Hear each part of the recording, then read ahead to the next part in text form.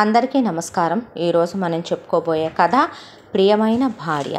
కథలోకి వెళ్ళబోయే ముందు మీరు కనుక మన ఛానల్ని ఫస్ట్ టైం చూస్తున్నట్లయితే తప్పకుండా మన ఛానల్ని లైక్ చేయండి, షేర్ చేయండి, సబ్స్క్రైబ్ చేయండి, బెల్ ఐకాన్ క్లిక్ చేసి ఆల్ అనే బటన్ని ప్రెస్ చేయడం మర్చిపోకండి.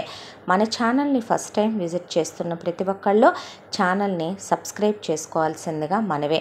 తప్పకుండా కథని విన్న ప్రతి ఒక్కళ్ళు ఛానల్ని ఎంకరేజ్ చేసి బూస్ట్ చేసి సపోర్ట్ చేస్తూ ఒక మంచి లైక్ చేసి కమెంట్ పెట్టండి. కథని ఎక్కడ స్కిప్ చేయకుండా వినండి. మరి కథలోకి వెళ్ళిపోదామా? కాత్యాయని గోవిందరావు దంపతులకి 2 కొడుకులు, శివ, రాజు. గోవిందరావు అన్న వెంకటేశ్వరరావు, లక్ష్మి వదిన కాలం చేశారు. వాళ్ళ ఒక్కగానొక్క కొడుకు పేరు అర్జున్. పిల్లాడి వయసు 5 సంవత్సరాలు. పిల్లాడిని తీసుకొచ్చి వీళ్ళు పెంచటం మొదలుపెట్టారు. వీళ్ళు పెంచటం మొదలుపెట్టారన్న మాటే కానీ కాత్యాయని ఏ రోజు అర్జున్ని తల్లిలా ఆదరించింది లేదు. గోవిందరావు అన్న కొడుకుని తన కొడుకుగా అక్కుని చేర్చుకుంది లేదు. చిన్నప్పటి నుంచి కూడా వాళ్ళ ఇల్లు 4 ఫ్లోర్లు ఉంటుంది. గ్రౌండ్ ఫ్లోర్లో కాత్యాయని గోవిందరావు ఉంటే ఫస్ట్ ఫ్లోర్లో వాళ్ళ ఒక్కొడుకు, 2వ ఫ్లోర్లో ఒక్కొడుకు ఉంటే 3వ ఫ్లోర్లో అర్జున్నే ఒక్కడనే ఉంచేవాళ్ళు. తనకి వీళ్ళు తల్లిదండ్రులు కాదని తెలిసినప్పటికీ కూడా ప్రేమగా ఎప్పుడైనా దగ్గరికి తీస్తారేమో, వాళ్ళ పిల్లల్లా ఆదరిస్తారేమో అనే చిన్నాడి అర్జున్ చాలా ఎదురు చూసేవాడు. తన తల్లిదండ్రులు లేకపోవటం తన లోపమా, భగవంతుడు తనకి వేసిన శిక్ష ఆ చిన్న వయసులో తెలిసేది కాదు. ఉరుములు ఉరిమినా, పిడుగుల శబ్దాలైనా, గాలి వర్షాలు వచ్చినా పిల్లాడు భయపడిపోతూ తల్లి అన్న మాట గుర్తొచ్చి అర్జున పాల్గొన, అర్జున పాల్గొన అంటూ పడుకునేవాడు. కరెంటు పోయినప్పుడు క్యాండిల్ వెలిగించి పెట్టే దిక్కు కూడా ఉండేది కాదు ఆ ఫ్లోర్లో. కింద నుంచి పైకి పిల్లాడిని పిలవటం, పట్టించుకోవటం కూడా ఉండదు. వాళ్ళ పిల్లలు ధైర్యంగా ఉంటారు. రాత్రికి అమ్మా నాన్నల దగ్గరికి కింద ఫ్లోర్లోకి వెళ్ళి పడుకుంటారు. కానీ అర్జున్కి మాత్రం ఆ ధైర్యం ఉండేది కాదు. పిల్లాడు చిన్నప్పటి నుంచి చాలా శుతిమెత్తని మనస్తత్వం, చాలా సెన్సిటివ్ పర్సన్ కూడాను. గట్టిగా మాట్లాడే తత్వం కూడా కాదు. అర్జున్ని చిన్నప్పటి నుంచి కాత్యాయని గోవిందరావు దగ్గరికి తీసుకుని రేపొద్దున వాళ్ళ చేయబోయేటటువంటి కార్యాలకే అర్జున్తో చాలా పనులు ముడిపడి ఉన్నాయి కాబట్టి అర్జున్ని చిన్నప్పటి నుంచే వాళ్ళకి అనుకూలంగా పెంచాలని చాలా ప్రయత్నించేవాళ్ళు. అందులో ఒకటే అర్జున్ని తను ఉండేటటువంటి ఫ్లోర్లో పెద్ద టీవీ పెట్టించి, కేబుల్ పెట్టించి, అన్ని రకాలైనటువంటి నెట్ఫ్లిక్స్ల దగ్గర నుంచి సబ్స్క్రిప్షన్ల లాంటివి ఏవైతే ఉంటాయో అవి, డివిడీలు, దాంతోపాటు ఇక అన్ని రకాలు ఇచ్చి ఈ టైంలో ఎంజాయ్ చేయాలని, ఈ టైంలో ఎంజాయ్మెంట్ అనేది ఉండాలని, టీవీ చూడాలని చెప్పేవాళ్ళు. పిల్లాడిని స్కూల్కి వెళ్ళటం ఎందుకు, చదువుకోవటం ఎందుకు, పరీక్షలు అంటారు, పెద్ద నస, మాస్టర్లు కొడతారు, చుట్టూ ఉండే పిల్లలు గేలి చేస్తారు, అది ఇది అని ఎన్ని చెప్పినా చిన్నప్పుడు అర్జున్కి వాళ్ళ అమ్మ చెప్పిన మాట, వాళ్ళ నాన్న చెప్పిన మాట, బాగా గుర్తున్న మాట ఒక్కటే: చదువు మనిషికి జ్ఞానాన్ని ఇస్తుంది, సంస్కారాన్ని ఇస్తుంది. మనిషి ఎంత ఎదిగినా ఆ రెండింటినీ మాత్రం మర్చిపోకూడదు. మనిషి విలువలతో బ్రతకాలి, విలువలతోనే పోవాలి అని చెప్పుకుంటూ వచ్చేవాళ్ళు. పిల్లాడికి ఒక 10 ఏళ్ల వయసు అలా ఉన్నప్పుడు చదువుని మాత్రం పిల్లాడి నెగ్లెక్ట్ చేయకుండా చాలా బాగా చదువుకునేవాడు అర్జున్. ఇక పిల్లాడికి 10వ సంవత్సరం రాగానే మా అమ్మా నాన్న ఎందుకు చనిపోయారో, మా అమ్మా నాన్న ఫోటోలు కూడా లేవేంటి పిన్ని, లేవేంటి బాబాయ్, మా అమ్మా నాన్న నాకు జ్ఞాపకం కూడా రావటం లేదు, వాళ్ళు మాట్లాడిన మాటలు తప్ప, వాళ్ళు ఎలా ఉంటారు, అసలు ఎందుకు చనిపోయారు అని అడిగాడు పిల్లాడు. ఆ మాటకి మొగుడు పెళ్ళాలు ఒకళ్ళ ముఖాలు ఒకళ్ళు చూసుకొని పిల్లాడిని దగ్గరికి తీసి కూర్చోబెట్టుకొని ఇక అర్జున్తో, మీ నాన్న అడ్డమైన వ్యాపారాలు పెట్టి మీ తాతయ్య నానమ్మ ఇచ్చిన ఆస్తంతా మొత్తానికి స్వాహా చేసేసాడు. మీ అమ్మ మీ నాన్నని ఆర్చేసింది అడ్డమైన వ్యాపారాలు పెట్టి. దాంతో రూపాయి కూడా లేక అడుక్కు తినే పొజిషన్కి వచ్చేసి అనుకోకుండా ఢామ్ అని సూసైడ్ చేసుకొని దిక్కుమాలిన సావు సచ్చారు. నిన్ను వదిలేసి నీ భవిష్యత్తు ఏంటనేది ఆలోచించకుండా మేము ఎంతో దయాద్ర హృదయం గల వాళ్ళం కాబట్టి మాకింత ఆస్తి ఆస్తిపాస్తులున్నా నీకన్నా చిన్నవాళ్ళైన 2 తమ్ముళ్ళు మాకు ఉన్నప్పటికీ కూడా నువ్వేమైనా మాకు బరువు అవుతావా? ఎంతైనా మీ బాబాయికి మీ నాన్న అన్నయ్య, ఆయనకి ప్రాణం మీ నాన్నంటే. మీ అమ్మ తోడికోళ్లే అయినా నేను అక్క కన్నా ఎక్కువ ప్రేమించి అభిమానించి గౌరవించేదాన్ని కాబట్టి నిన్ను కన్నతల్లిలాగా దగ్గరికి తీసి మేము తప్ప ఎవరు చూస్తారో, అందరూ మాకెందుకని వదిలించుకున్న వాళ్లే. చివరికి మీ అమ్మ తరపు వాళ్ళు మీ నాన్న తరపున ఉన్న నానమ్మ తాతయ్య పోతిరి, మీ అమ్మ తరపున ఉన్న వాళ్ళు పైలోకానికి పోతిరే. ఇంకా పట్టించుకునే దిక్కు కూడా లేదాయా?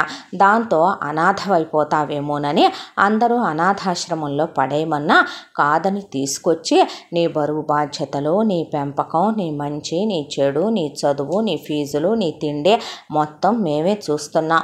మా దయా దాక్షిణ్యాల కింద బ్రతుకుతున్నా నిన్ను మా పిల్లలతో సమానంగా చూసి నేను తల్లి ప్రేమని, ఆయన తండ్రి ప్రేమని, ఆదరణని ఇస్తున్నాం.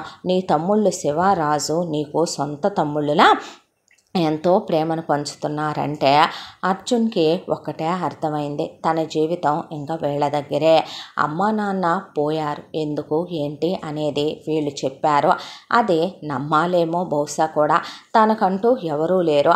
అమ్మా నాన్నల లాంటి ప్రేమలు ఇస్తున్నాం, తమ్ముళ్ళు లాంటి ప్రేమలు ఇస్తున్నాం అనే మాట పక్కన పెడితే జీవితం మాత్రం ఇలా వీళ్ళ కాళ్ళ దగ్గర చివరికి ఇలా బ్రతకాలని రాశాడా భగవంతుడు అన్నంత వరకు అర్థమైంది ఆ చిన్న మనసుకే. ఆ తర్వాత పిల్లాన్ని చదువుకోవద్దని, స్కూల్కి వెళ్ళొద్దని వీళ్ళు అన్నప్పటికీ లేదులే పిన్ని, లేదులే బాబాయ్, నేను వెళ్ళి చదువుకుంటానంటే వీడేంటయ్యా చదువుకుంటానంటాడు అంటే, సరే వెళ్ళనివ్వు, నెక్స్ట్ ఏం చెయ్యాలో తెలుసుగా నీకు అని మెల్లమెల్లగా అర్జున్కి స్మోకింగ్ అలవాటు చేశాడు గోవిందరావు. తాగు నాన్న, తాగు, తప్పేంట్రా, తాగితే హాయిగా ఉంటుంది చూడు. ఫస్ట్ పఫ్ దగ్గొచ్చింది, తర్వాత దగ్గొచ్చింది, అలా ఒక పెట్టి సిగరెట్లు కాల్చాక అది బాగుందనిపించింది. ఆ వయసు అలాంటిది. టీనేజ్లో పిల్లలకి ఎవరు ఏది చెప్పినా ఎటంటే అటు మౌల్డ్ అయిపోయే బొమ్మల్లా ఉంటారు వాళ్ళు. చెడైనా వాళ్ళ మీద అలాగే ప్రభావం చూపిస్తుంది, మంచి అయినా వాళ్ళ మీద అలాగే ప్రభావం చూపిస్తుంది. అందుకే పెద్దవాళ్ళు మొక్కై వంగనిది మానై వంగదు అంటారు. పిల్లల్ని దగ్గర కూర్చోబెట్టుకొని మనం ఇది ప్రపంచం అంటే ఇలా ఉంటుంది, మన చుట్టూ ఉన్నటువంటి జనాలు ఇలా ఉంటారు, ప్రపంచం ఇలా ఉంటుంది, లోకం తీరు ఇలా ఉంటుంది, మంచి అంటే ఇది, చెడంటే ఇదే అని మనం కూర్చోబెట్టి రాముడి కథలు చెప్పి ఇన్స్పిరేషన్గా తీసుకోమని, కృష్ణుడి కథలు చెప్పి ఇన్స్పిరేషన్గా తీసుకోమంటే వాళ్ళు పెద్దయ్యాక అవే తీసుకొని పెరుగుతారు.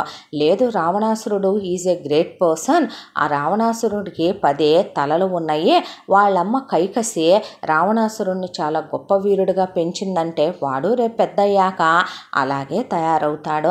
ఏది ఏమైనా పిల్లలు ప్రపంచ జ్ఞానాన్ని నేర్చుకునేది 3 నుంచే. ముందు కుటుంబం అనేటటువంటి దానిలో అమ్మ ఎలా ఉంది, నాన్న ఎలా ఉన్నాడో, అమ్మమ్మ తాతయ్య, నానమ్మ తాతయ్య, మేనమావులు, బాబాయిలు, పిన్నులు, పెద్దమ్మలు, అత్తలు ఎలా ఉన్నారు, మామయ్యలు, వీళ్ళంతా అనేది చూస్తారు పిల్లలు.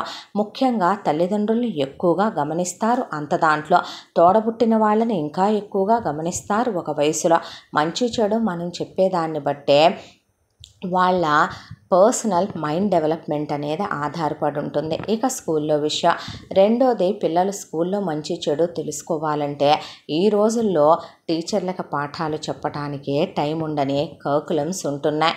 వాళ్ళకి ఎంతసేపు వెళ్ళామా, ఈరోజు స్కెడ్యూల్ కంప్లీట్ చేసేసుకున్నామా, రేపటి హోంవర్కులు, క్లాస్ వర్కులు, డైరీ వర్కులు ఇచ్చేసామా, మన బాధ్యతలు అయిపోయాయా, ఇక ఆ తర్వాత నెక్స్ట్ డే సంగతి ఏంటో చూసుకుందామా అన్నట్టుంటుంది వాళ్ళ ధోరణే. ఇక సొసైటీ నుంచే. సొసైటీ మంచి చెప్పేదానికన్నా చెడు చెప్పేదే ఎక్కువ. అది సోషల్ మీడియా వల్ల కావచ్చు, లేదంటే ప్రపంచంలో టీవీల ద్వారా, సినిమాల ద్వారా, సీరియల్స్ ద్వారా, న్యూస్ల ద్వారా చెప్పే దాంట్లో మంచి అనేది తీసుకునే వాళ్ళు ఎంతమందో కానీ దాని నుంచి చెడుని గ్రాస్పింగ్ చేసే పిల్లల మనస్తత్వాలే ఎక్కువగా ఉంటున్నాయి ఈ రోజుల్లో. కాబట్టి తల్లిదండ్రులు చూసుకొని పెంచాలి పిల్లల్నే. మరి అలాంటి తల్లిదండ్రులు ఇక్కడ లోటు కదా అర్జున్కి, వాళ్ళ భూమి మీదే లేరు కదా. దట్టు తండ్రి లాంటి బాబాయే పక్కన కూర్చోబెట్టుకొని వాళ్ళ పిల్లల్ని మాత్రం కాత్యాయని పిల్లల్ని అసలు ఏ అలవాట్లు అవ్వనివ్వకుండా వాళ్ళని అసలు పొదివి పట్టుకొని పంజరంలో పెట్టల్లాగా దగ్గర కూర్చోబెట్టుకొని వాళ్ళకి కొసరి ఎంతెంత నాన్ వెజ్లు వండి నోట్లో పెట్టి తినిపించుకుంటూ ఎంతెంత నేతులు పోసి దగ్గరికి తీసుకొని గుండెల మీద వేసుకొని వాళ్ళ నాన్న మెళ్ళ మీద ఎక్కించుకొని వీపు మీద ఎక్కించుకొని అసలు ఉప్పెక్కించుకొని తిరుగుతూ వాళ్ళ పిల్లల్ని ఇది ఇలా చేయకూడదు, ఇది తప్పు, ఇది అలా చేయకూడదు, ఇది తప్పు అని చెప్తూ పెంచుకొని అర్జున్ని స్మోక్ చేస్తే తప్పు లేదు, డ్రింక్ చేస్తే తప్పు లేదని పక్కన కూర్చోబెట్టి మెల్లగా స్మోకింగ్కి డ్రింకింగ్కి అలవాటు చేశారు. అలా పిల్లాడు ఎంత తాగినా ఎంత సిగరెట్లు కాల్చినా వాటికి ఎంత అలవాటైనా చదువును మాత్రం వదలటం లేదనేది వీళ్ళకి మండే విషయం. అంతా దాంట్లో కూడా అర్జున్ చూసేవాడు. ఒక్కరోజైనా గోవిందరావు తన్నే అలా ఎత్తుకుంటాడా, ఉప్పెక్కించుకుంటాడా, కాత్యాయని ఒక్కరోజైనా దగ్గరికి తీసి తమ్ముళ్ళలా భోజనం పెట్టుద్దా, ఒళ్ళో కూర్చోబెట్టుకుంటుందా, తల నిమురుద్దా అనే ఏ రోజు అది తన విషయంలో కరువే. రాను గుండె బండబారిపోవటం మొదలైపోయింది. అమ్మా నాన్నల జ్ఞాపకాలు తప్ప వాళ్ళు లేరనే బాధ గుండెల్లో రాయై గూడు కట్టుకుపోయింది. ఆ తర్వాత అర్జున్కి కరెక్ట్గా 8th 9th ఏజ్లకు వచ్చినప్పుడు గోవిందరావు వేశ్యల్ని మాట్లాడి కావాలని అర్జున్ గదిలోకి పంపిస్తే ఫస్ట్ టైం పిల్లాడు భయపడ్డాడు. ఆ తర్వాత జ్వరం వచ్చింది. ఆ తర్వాత 4-5 అమ్మాయిల్ని మాట్లాడి వాళ్ళని ఇక నగ్న రీతిలో వెళ్ళి వాత్సాయన కామసూత్రాలు లాంటి క్యాసెట్లు వేసి చూపించి పిల్లాడిని మొత్తానికి అమ్మాయిలకి ఎడిక్ట్ చేసేసేమనమన్నాడు గోవిందరావు. కాత్యాయని పని అయ్యిందా అని అడిగితే అయిపోయిందమ్మా అని చెప్పారు. వాళ్ళు కిందకు వచ్చి డబ్బులు పడేస్తే వెళుతూ ఆ వేశ్యలు కూడా ఒక్కటే మాట అన్నారు, చిన్న పిల్లాడు, మీకు 2 కొడుకులున్నారు, తప్పుడు పనులు చేస్తున్నారు, పైన దేవుడున్నాడు, ఇది కరెక్ట్ కాదమ్మా, కూటి కోసం వచ్చాం మేము ఒళ్ళమ్ముకోవటానికే, మీరు చెప్పారని తప్పుడు పని చేశాం, కానీ అలా మేము ఒళ్ళమ్ముకోవటమే మేము ఏ జన్మలో చేసుకున్న పాపము అనుకుంటాం, మీరు అలాంటిదే ఆత్మాభిమానాన్ని అమ్ముకుంటున్నారు, పిన్ని బాబాయ్ అంటే తల్లి తండ్రి లాంటి వాళ్ళు, మీ కొడుకుల్ని పంపకపోయారా మా దగ్గరికి, ఏం బ్రతుకులో మీవి అనేసి వెళ్ళిపోయారు వాళ్ళు, నెక్స్ట్ టైం వీళ్ళని పిలిపి బాకయ్యా, వీటికి ఒళ్ళు బలిసిపోయిందని కాత్యాయనంటే కరువా ఏంటి, సందుకు 100 మంది ఉన్నారని గోవిందరావు హామీ ఇచ్చాడు పెళ్ళానికి. ఎట్టకేలకి మొత్తానికి ఎలాగైతేనేమి ఇద్దరు కలిసి భవిష్యత్తులో వాళ్ళు అనుకున్న పనికి అర్జున్ అడ్డం రాకుండా ఉండాలని ఇప్పటి నుంచే మెట్టు కట్టుకుంటూ వచ్చే పిల్లాన్ని పూర్తిగా పెడద్రోవ పట్టించేశారు.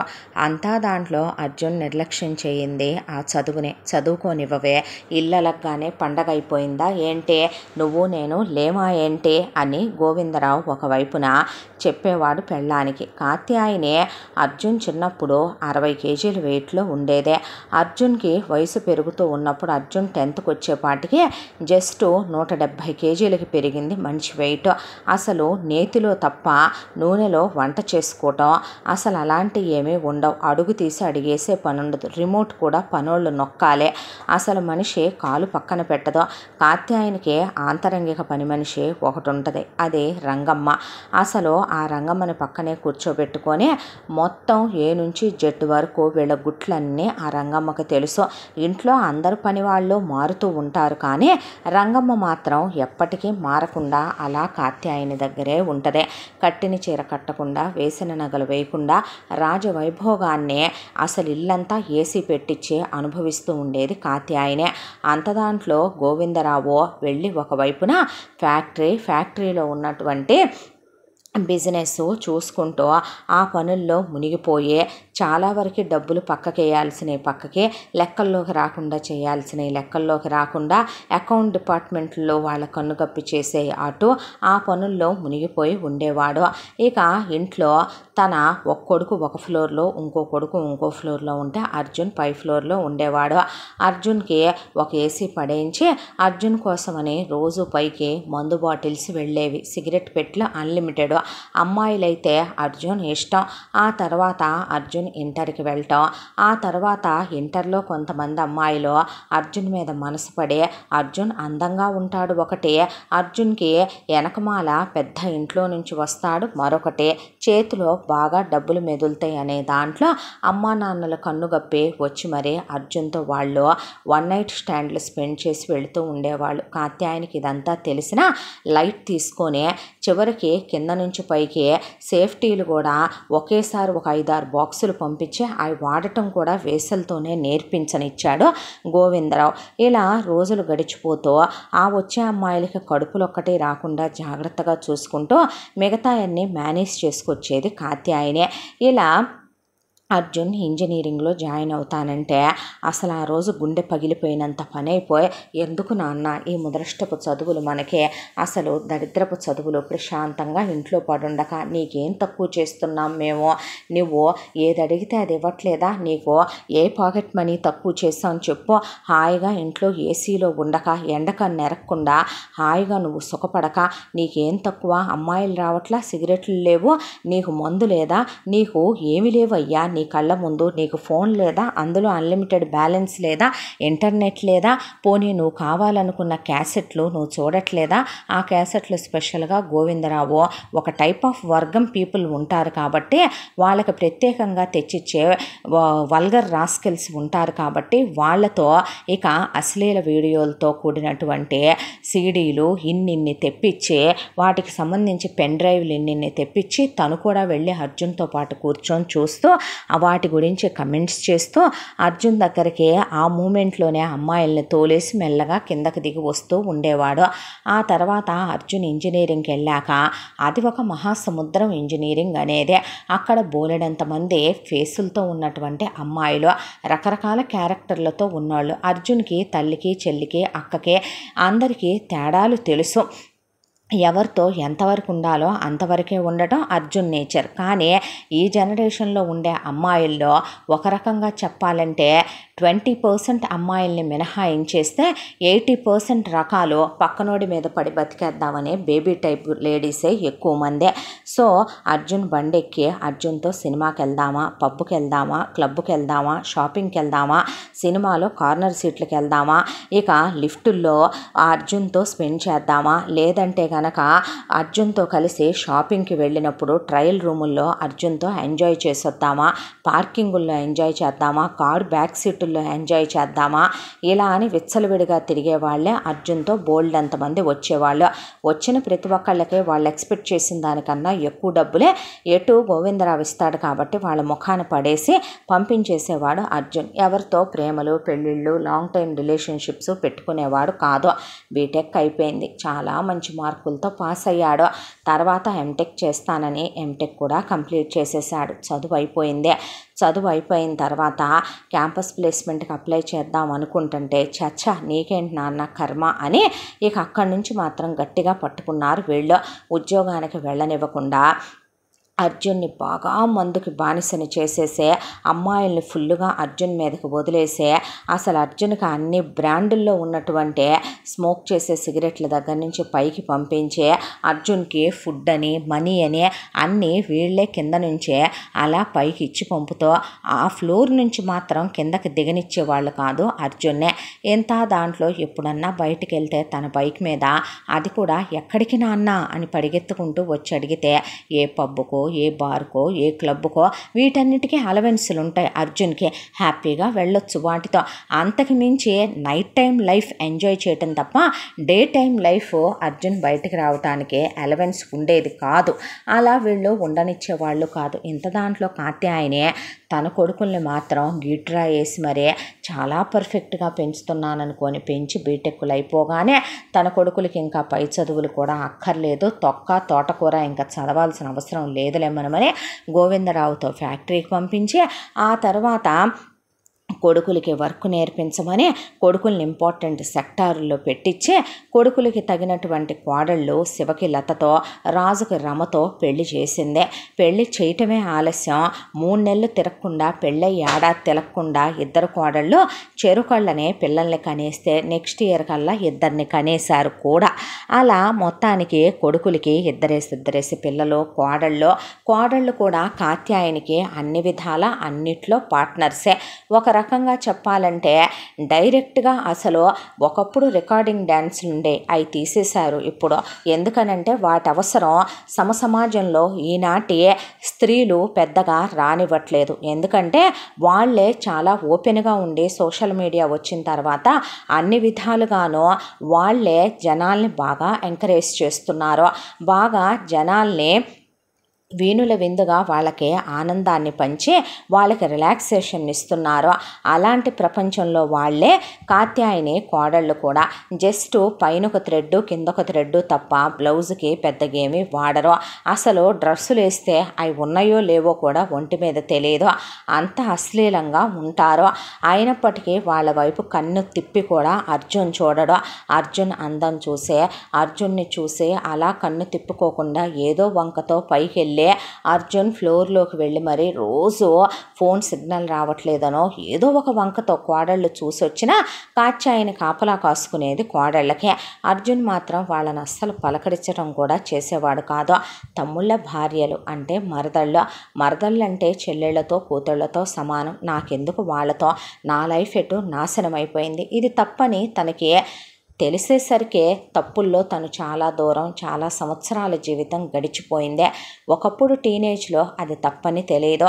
టీనేజ్ అయిపోయిన తర్వాత ఇప్పుడు తనకు అది తప్పని తెలిసినా తను ఆపగలిగిన స్థితిలో లేడు.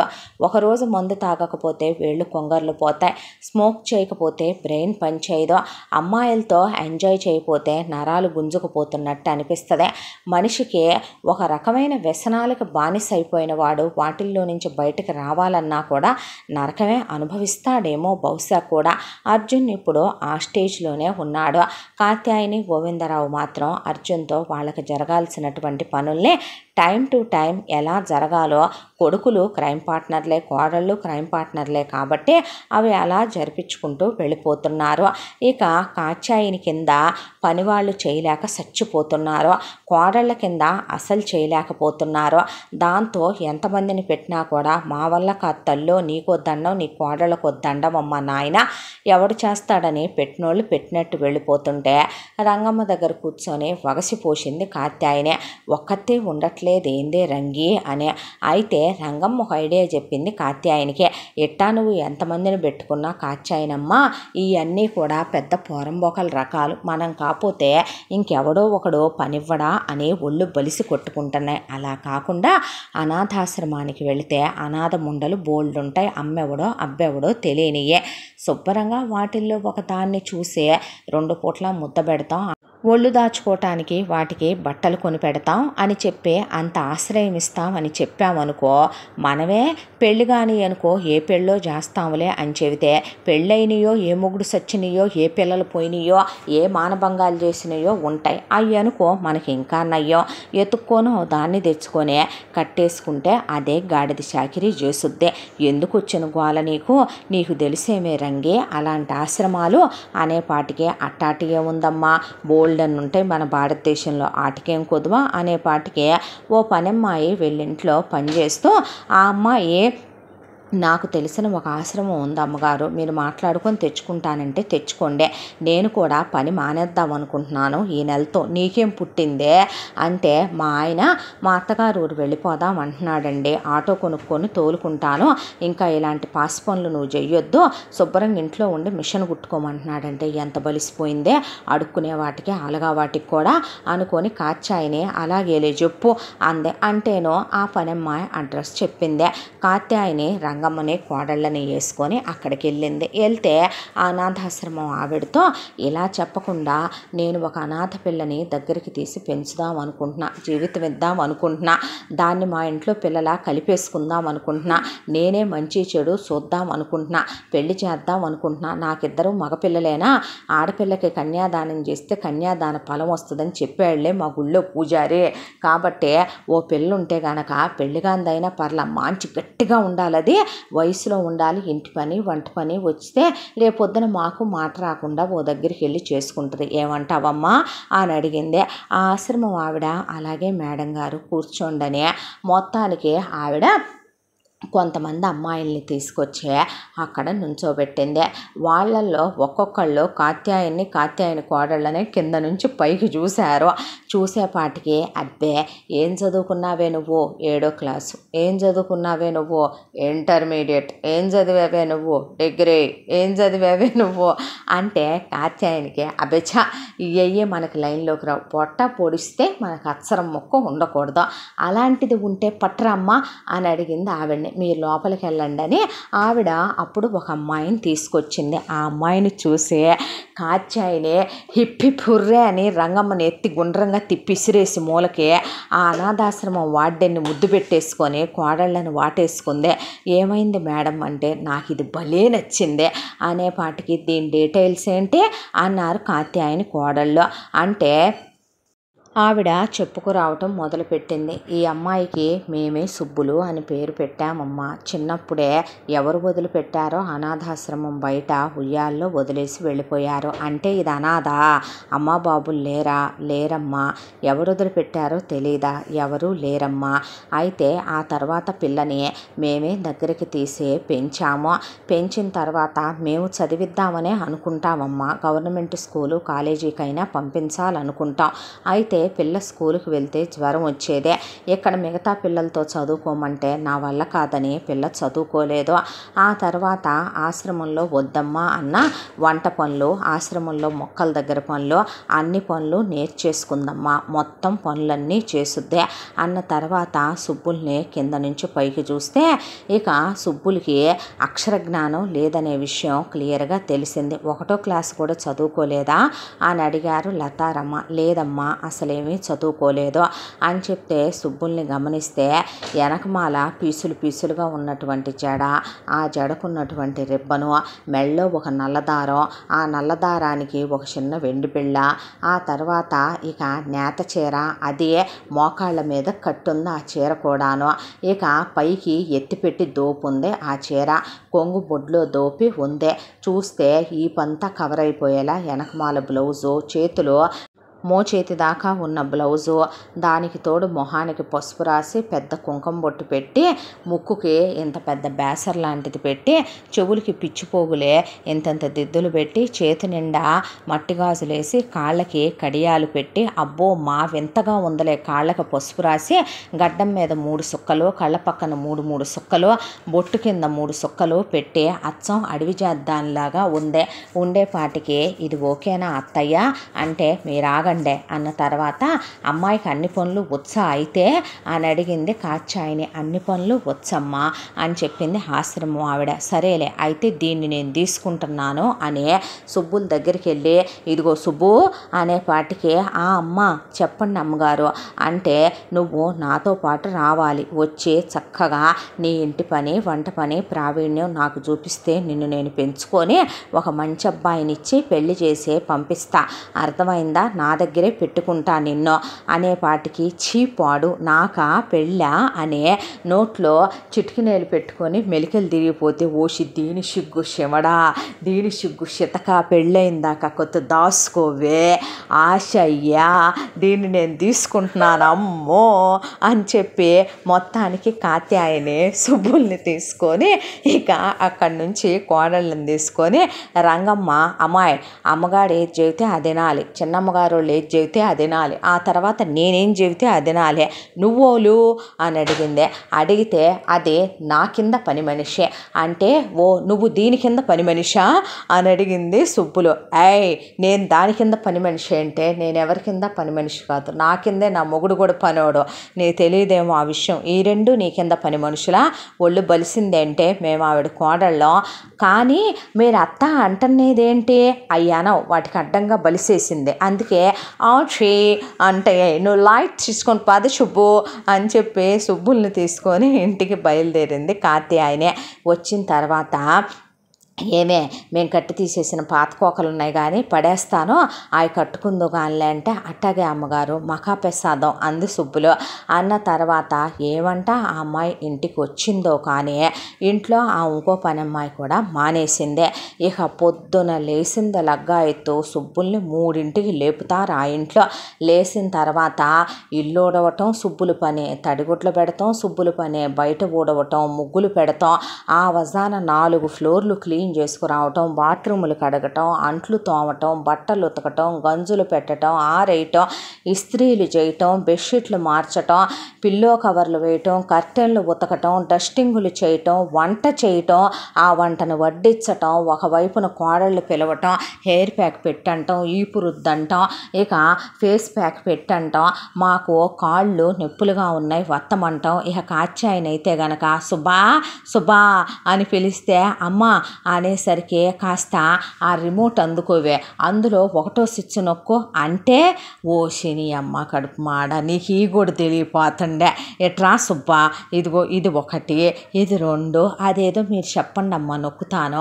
ఏంటోనే నిన్ను చూసే కొద్దీ భారతదేశంలో ఉన్న ఆడవాటన్నిటినీ నీలాగే ఉంచేస్తే అమ్మ బాబులకి చేసుకునే అత్తగారులకి నెత్తిన పాలు పోసేయడా దేవుడు. చీచి ఆడవాటిని అసలు ఏ కాలేజీల్లో చేర్చుకోకూడదు బహిష్కరించేయాలి, ఏ స్కూల్లో చేర్చుకోకూడదు బహిష్కరించేయాలి ఒక్కోదాన్నే. మరి నీకెట్టా తెలిసినాయి ఇవన్నీ, నిన్ను బహిష్కరించలేదు అందు సుబ్బులు. తెలిసన్నావా తెలియకన్నావా అందు కాచాయని అనేపాటికి దాని పొందలేమ్మా అడవి చేతి మడిసి అవన్నీ పట్టించుకుంటావా. ఇదిగో సుబ్బా వెళ్ళి కూర్చుని కాఫీ ఎత్తురాపో. కాఫీ అని ఇప్పుడు 6 సార్లు దాగినావు, ఎన్ని తాగుతావే నీ పొట్ట ఎచ్చా అంది సుబ్బులు రంగమ్మనే. అన్నిసార్లు తాగుతున్నావే రంగి, కాఫీయే వస్తాయి అన్నిట్లో నుంచే అంది కాచాయనే. కాఫీ ఒకటేనా అమ్మ, పొద్దున్న లేచిన కాడి నుంచి 2 వాయిలు ఇడ్డెళ్ళు మేసినాదే, డజన్ దోశలు మేసినాదే, తర్వాత వచ్చి మళ్ళీ పూడిలోకి ఇంత కూరేసి కుక్కొని తిన్నాదా, మళ్ళీ పోయి ఆ మూలకు పోయి కూర్చొని ఫోన్ మాట్లాడుతుంది, ఈ మూలకు పోయి కూర్చొని ఫోన్లు మాట్లాడుతుంది, మధ్యలో అయ్యగారితో ఏదో మాట్లాడుతుంది. ఆడితో నీకేం పనే గోవిందం గాడితో అంది కాచాయనే. అబ్బే ఏం లేదమ్మా కష్టం సుఖం ఉంటాయి మీకు తెలుసుగా, ఆ మాటలు అయ్యగారితోనే మాట్లాడాలిగా, ఆ మాటల గురించా అదే అర్జున్ బాబు గురించి, అదేలే అయ్యైతే నువ్వు మాట్లాడవచ్చు గోవిందం గాడితో అనేపాటికి ఎందుకో కొంచెం తేడా కొట్టి అలా చూసింది సుబ్బులు. అయిపోయిన తర్వాత వయసులో ఉన్న పిల్లే అయినా చిన్న పిల్లే అయినా చెంగుమని చేసుకుంటూ వెళ్ళిన 25 ఏళ్ల వయసులో ఉన్న ఆ అమ్మాయికే వంచిన వెన్ను పైకి లేసేది కాదు, అంత చాకిరి ఉంటుంది కాత్యాయని ఇంట్లో. ఫ్యాన్ స్విచ్ అమ్మాయి వేయాలి, ఏసీ రిమోట్ ఆ అమ్మాయి నొక్కాలి, చివరి కిందన్న కాత్యాయని కాలు ఒక కాలు మీద అమ్మాయి పెట్టాలి, మళ్ళీ దాన్ని టీపాయ మీద పెట్టాలి, అన్నం కలిపి దాన్ని దగ్గర కూర్చొని స్పూన్తో పెట్టి నోట్లో బొనికిలు కొరిగిచ్చి మూలికలు చీకిచ్చి పక్కన పెట్టాలి. ఉష్ స్నానం అమ్మాయి జాంచాలి, ముక్క అమ్మాయి చేదాలి, కళ్ళల్లో పుసులు అమ్మాయి తీయాలి, ఇక అసలు తల అమ్మాయే దువ్వాలి. ఈ చాకిరి ఏంటి నాయనా దేవుడా అనిపించేసేది ఆ అమ్మాయికి. ఇంత దాంట్లో కూడా కింద గ్రౌండ్ ఫ్లోర్లో ముసలం ఎటు పైకి ఎక్కలేదు కాబట్టి గోవిందరావు కాత్యాయని గ్రౌండ్ ఫ్లోర్లో ఉంటే ఫస్ట్ ఫ్లోర్లో లత శివ పిల్లలు ఉండేవాళ్ళు, అది క్లీన్ చేసి వచ్చేదే. 2వ ఫ్లోర్లో ఇక రమ రాజు పిల్లలు ఉండేవాళ్ళు, అదే క్లీన్ చేసి వచ్చేదే. ఆ పైకి వెళ్ళినప్పుడు మాత్రం అర్జున్ని చూసి సుబ్బులు ఎప్పుడు చూసినా ఆ గది నిండా అదొక రకమైన అత్తర్లు రాసుకున్న ఆడవాళ్ళు వాడిపోయిన మల్లెపూలు అనకూడదులే కానీ అడ్డమైన వాంతులు అయ్యేటటువంటి అక్కడ పడేసి ఉండి తాగేసిన మందు బాటిల్స్ ఇక చండాలాలన్నీ ఉండేవి. అవన్నీ క్లీన్ చేసి ఆ రూమ్ అంతా శుభ్రంగా రూమ్ ఫ్రెషనర్ కొట్టి మరీ వచ్చేదే. వచ్చి ఎప్పుడు చూసినా మత్తులోనే పడుండేవాడు అర్జున. ఆ తర్వాత ఇక కిందకు వచ్చేదే. కిందకు వచ్చిన కాడి నుంచి గొడ్డు షాకిరి ఇక్కడ. ఇక ఇదిగో పైకి వాడికి స్టఫ్ టైం అయింది కానీ స్టఫ్ ఇట్రా స్టఫ్ అనేది కాత్యాయని. ఏం స్టఫ్ అమ్మా అనే సుబ్బులంటే, అదే స్టఫ్ అంటే నీసు ముక్కలు ఉంటాయి కదా సీకులా అనేది సుబ్బులు. అదే లేవే నీ భాషలో సీకులు మా భాషలో స్టఫ్లు రా ఎట్రా ఆటిని ఇదిగో ఈ 5-6 ప్లేట్లలోకి వండి తీసుకెళ్ళి పైన ఆడుంటాడు కానీ ఆడి గదిలో పెట్టేసిరా, ఇగో ఈ మందు సీసాలు ఈ ఐస్ ముక్కలు ఈ సోడా గుడ్లు అవన్నీ సరిదేసిరాపో అంటే అమ్మగారు మనదే ఊరేటి అని అడిగింది సుబ్బులు. ఏమే నాకన్నా నాటు మడిసిలాగా మాట్లాడు మాట్లాడతారు మీరు ఆవేశం వస్తే.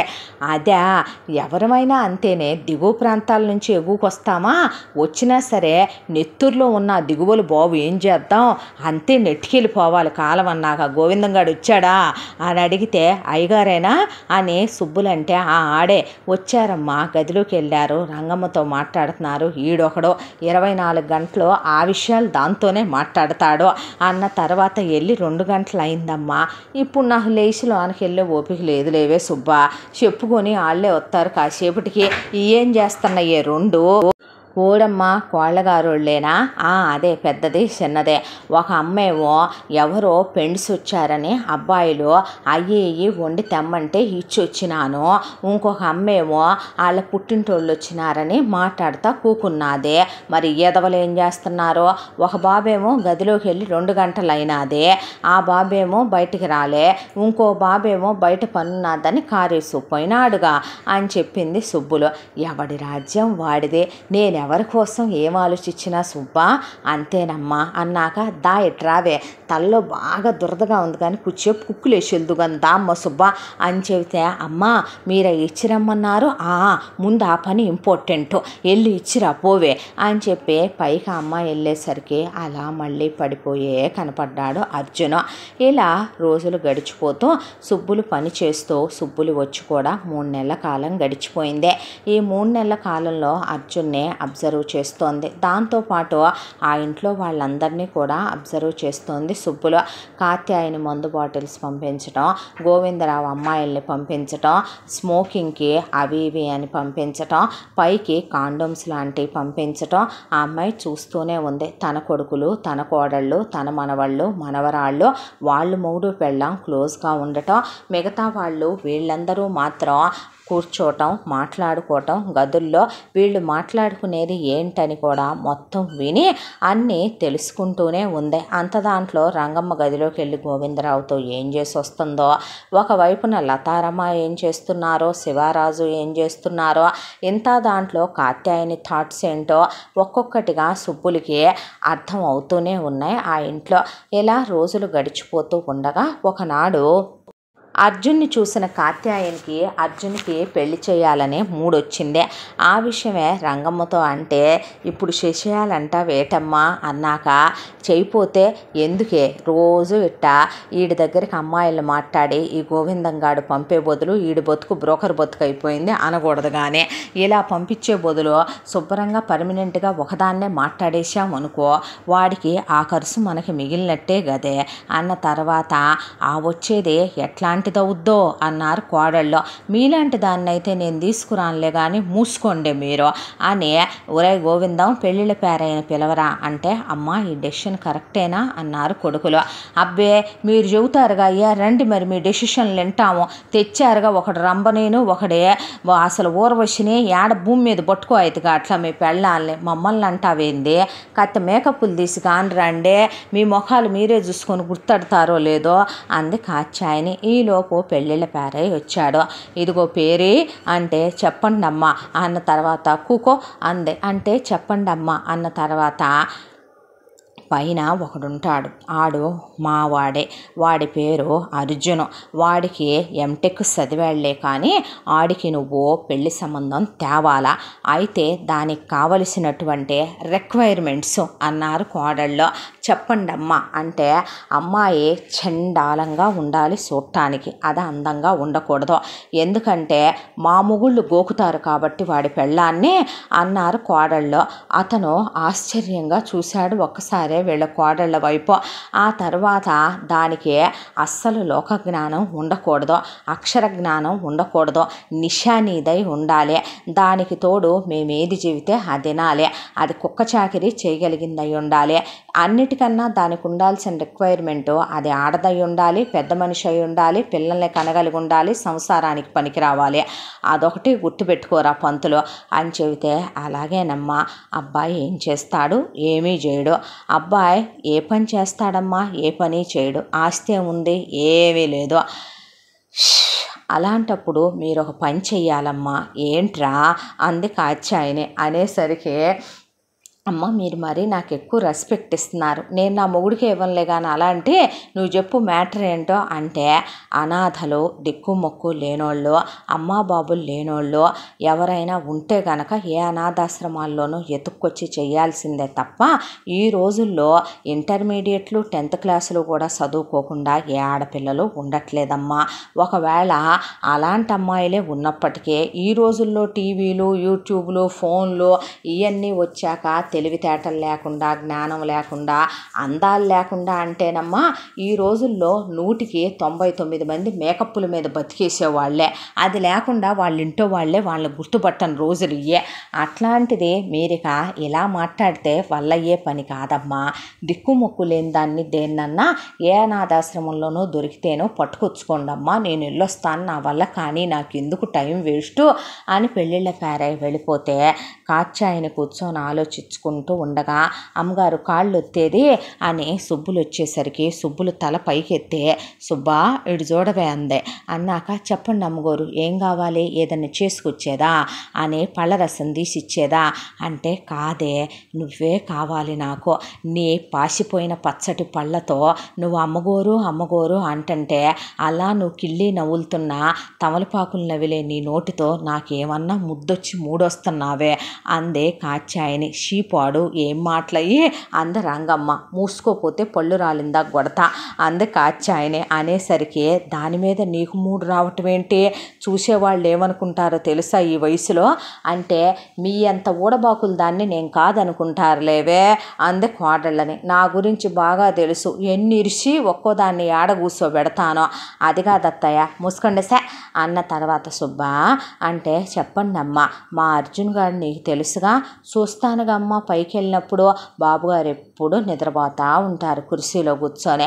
వాడు అలా నిద్రపోతానే ఉంటాడులే కానీ అప్పుడప్పుడు లెగుస్తూ ఉంటాడులే, లెగిసినప్పుడు నువ్వు వాడు అందాన్ని చూడలేదుగా, చూడటానికి చక్కగా ఉంటాడు, బోల్డంతా చదువుకున్నాడు, దానికి తోడు వాడు చక్కగా పైన అక్కడ ఉంటాడు, బ్రహ్మాండమైనటువంటి మనిషి, ఆడిని నీకు ఇచ్చి పెళ్లి చేస్తా చేసుకోవే అంటే, నేనా నానేటి ఆ బాబుని పెళ్లి చేసుకోవటం ఏటమ్మా అని సుబ్బులంటే, ఏ నీకేం తక్కువే, కాస్త చండాలంగా ఉంటావు, అక్షరం మాట ఉండదు, అంతకు మించి అమ్మాబాబులు లేని అనాథం ఉండవే, పర్వాలా నీకు జీవితం ఇద్దాం అనుకుంటున్నాను, ఇక్కడే నా కాళ్ళ దగ్గర పడుందో కానీ అంతకన్నా నీకు ఇంకేం కావాలి సుబ్బా, నేను కట్టి తీసి పారేసిన చీరలు నీ కాదా, నేను వాడేసిన చెప్పులు నీ కాదా సుబ్బా, ఏముంది చెప్పు, బతికున్నంతకాలం నీకు ఇంత ముద్దేస్తా, ఇంకేం కావాలి అనేపాటికి అమ్మగారు మీదెంత గొప్ప మనసు అని సుబ్బులు కాళ్ళు వాటేసుకొని కాచాయని ఏడిస్తే, పిచ్చి మొహం దానే, ఒట్టి తిక్కల దానివే నువ్వు, ఎలా బతుకుతావో ఏమో లోక జ్ఞానం లేని ఎర్రిగొర్రె అనేపాటికి, ఇదిగో అమ్మగోరు చెప్పినట్టు వినాలి అర్థమవుతుందా అంద రంగమ్మ. అలాగే అని కాచాయని సిగ్గుపడిపోయి లోపలికి పరిగెత్తుతుంటే, అషే ఆయన చేసుకోవటం నీకు ఇష్టమో కాదో చెప్పిస్తావు అన్నారు కోడళ్ళు. ఛీ నాకు ఇష్టమే అని లోపలికి పరిగెత్తితే, అబ్బో పెళ్ళనంగానే దీనికి కూడా ఆడతనం గుర్తొచ్చింది రంగు అన్న తర్వాత బాగానే గుర్తొచ్చింది దానికి, పైన ఒప్పుకోవాలి అక్కడికి వెళ్ళి, నువ్వు అక్కడ ఒప్పించిన తర్వాత చెప్పాలి ఈ మాట, దాందే ఉందే పనికి మాలిన మీ ఇద్దరినిచ్చే ఎదవలైన నా కొడుకులకి నేను చేసే ఇలా ఒప్పించే అదే మాట మామయ్య విషయంలో అంటే, అబ్బో ఆడికి నేను చాలా ఎక్కువే, ఆడికి నేను చాలా ఎక్కువ, ఆ విషయాలు మీకు నేను చెప్పక్కర్లేదు కానీ మూసుకొని లోపలికి వెళ్తారు అనేసింది కాచాయని. అన్నాక మెల్లగా ఒకవైపున సుబ్బులు వాటేసుకొని వెనక నుంచి కోడళ్ళు తోస్తా, ఒకవైపున రంగమ్మ పట్టుకొని వెనక నుంచి గోవిందరావు తోస్తా, ముందు నుంచి కొడుకులు లాగుతా మెట్టు మెట్టు మెట్టు మెట్టు మెట్టు ఎక్కించుకుంటా 3వ అంతస్తు తీసుకెళ్లేపాటికి 1.5 గంట పట్టి మనుషులు మే నెల ఎండల్లో చెమట్లో తడిచిపోయినట్టు తడిచిపోయారు మొత్తం.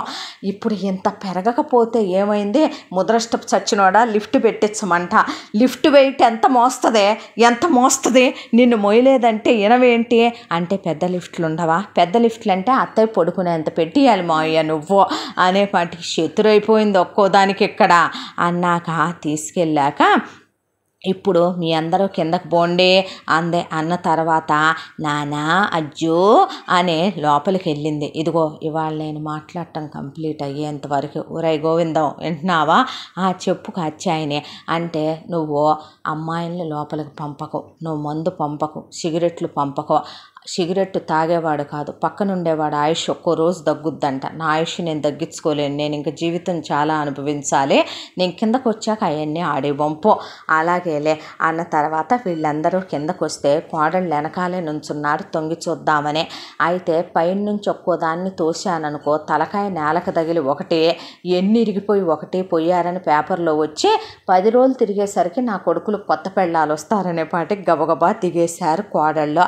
ఆ తర్వాత లోపలికి వెళ్ళి అజ్జో అంటే చెప్పు పిన్ని అనేసరికి ఓం చేస్తున్నామ్మా అంది. ఏం లేదు పిన్ని అన్న తర్వాత టీవీ చూడట్లే ఏం దోస్తుందరా, అయ్యో ఒక్కడివే కూర్చున్నా కాసేపట్లో బాబాయ్ వస్తాడులే, నీ మంచి అయినా నీ చెడైనా ఆయన నేను చూడాల్సిందేగా అన్న తర్వాత ఏ పిన్ని ఏం కావాలి అని అడిగాడు. నీకు పెళ్లి చేద్దాం అనుకుంటున్నావు నాన్న అంటే ఏం మాట్లాడుతున్నావు పిన్ని, నా బతుకే ఒక గ్యారంటీ లేదు, నేనే మీ దయాభిక్ష మీద మీరు దాన ధర్మాల మీద మీరిచ్చే వాటితో బ్రతికి జీవితాన్ని నెట్టుకొస్తున్నాను, నా జీవితం మీద నాకే అసహ్యం వేస్తోంది, నాది కూడా ఓ బ్రతికేనా అని. మళ్ళీ నా బతుక్కి తోడు ఇంకొక ఆడదాన్ని చేసుకొని దాని జీవితం కూడా నాశనం చేయమంటావా, వద్దు పిన్ని నాకు ఇష్టం లేదు అంటే అయ్యో అదేమన్న మాటరా, ఎంతైనా నేను నీ కన్న తల్లిని కాదనేగా నువ్వు అలా అన్నావు, అదే మీ అమ్మ మాట అడిగితే కాదనేవాడివా, నిన్ను నా గుండెల మీద వేసుకొని పెంచా, గోరు ముద్దలు పెట్టి పెంచా, నిన్ను అసలు మీ బాబా ఏనాడైనా ఈపు దించాడా, మెళ్ళ మీద ఎక్కించుకొని పెంచలా, ఆ మనిషి రాత్రులు కులికిపడి వచ్చి నిన్ను చూసుకొని దుప్పటిగా పెళ్ళి ముద్దులు పెట్టుకున్న రోజులు మర్చిపోయావా, మేమిద్దరం అసలు నీ పక్కనే పడుకునేవాళ్ళమమ్మ, రోజు మా పిల్లల్ని వదిలేసి తెల్లారుజామున లేచి కింద పోర్షన్లోకి పోయేవాళ్ళం, నువ్వు నిద్ర లేసే టయానికి పిచ్చి మా రాజు పిచ్చి మా తండ్రి పెళ్లి చేసుకోనంటే ఎట్టయ్యా, నీ పెళ్లి చూడాలనే కోరిక మాకుండదా నాన్న, నిన్ను ఒక ఇంటోండి చేయాలని ఉండదా, నీకన్నా చిన్నోళ్ళైన నా కొడుకులు పెళ్ళిళ్ళు చేసి పిల్లలు పుడితే నీకు చేయపోతే ఇంకేముందయ్యా, నా బొత్తుకి సార్థకత, నా మాట కాదన్నావంటే మీ బాబాయ్ చచ్చినంతొట్టు, నీ తమ్ముళ్ళు చచ్చినంతొట్టు, నా మీదొట్టు, నీ మరదళ్ళ మీదొట్టు. పిన్ని ఏం మాటలేవే అన్నాడు అర్జున్. పోయిన మీ అమ్మ నాన్నల మీదొట్టు అనేసరికి షో ఏ పాపిష్టిది పిన్ని నన్ను చేసుకుంటానంది, ఏ అమ్మాయి నన్ను ఇష్టపడుద్దే, ఏం చూసి నన్ను చేసుకుంటుందే, స్మోకింగా డ్రింకింగా లేకపోతే నేను అమ్మాయిలతో తిరగటం చూసా అని అడిగాడు అర్జున్. ఇవన్నీ చూసి కూడా నిన్ను ఒక ఆడది మనస్ఫూర్తిగా లవ్ చేసి చేసుకుంటానంది తెలుసా. ఎవరు పిన్నే అంటే మన సుబ్బ.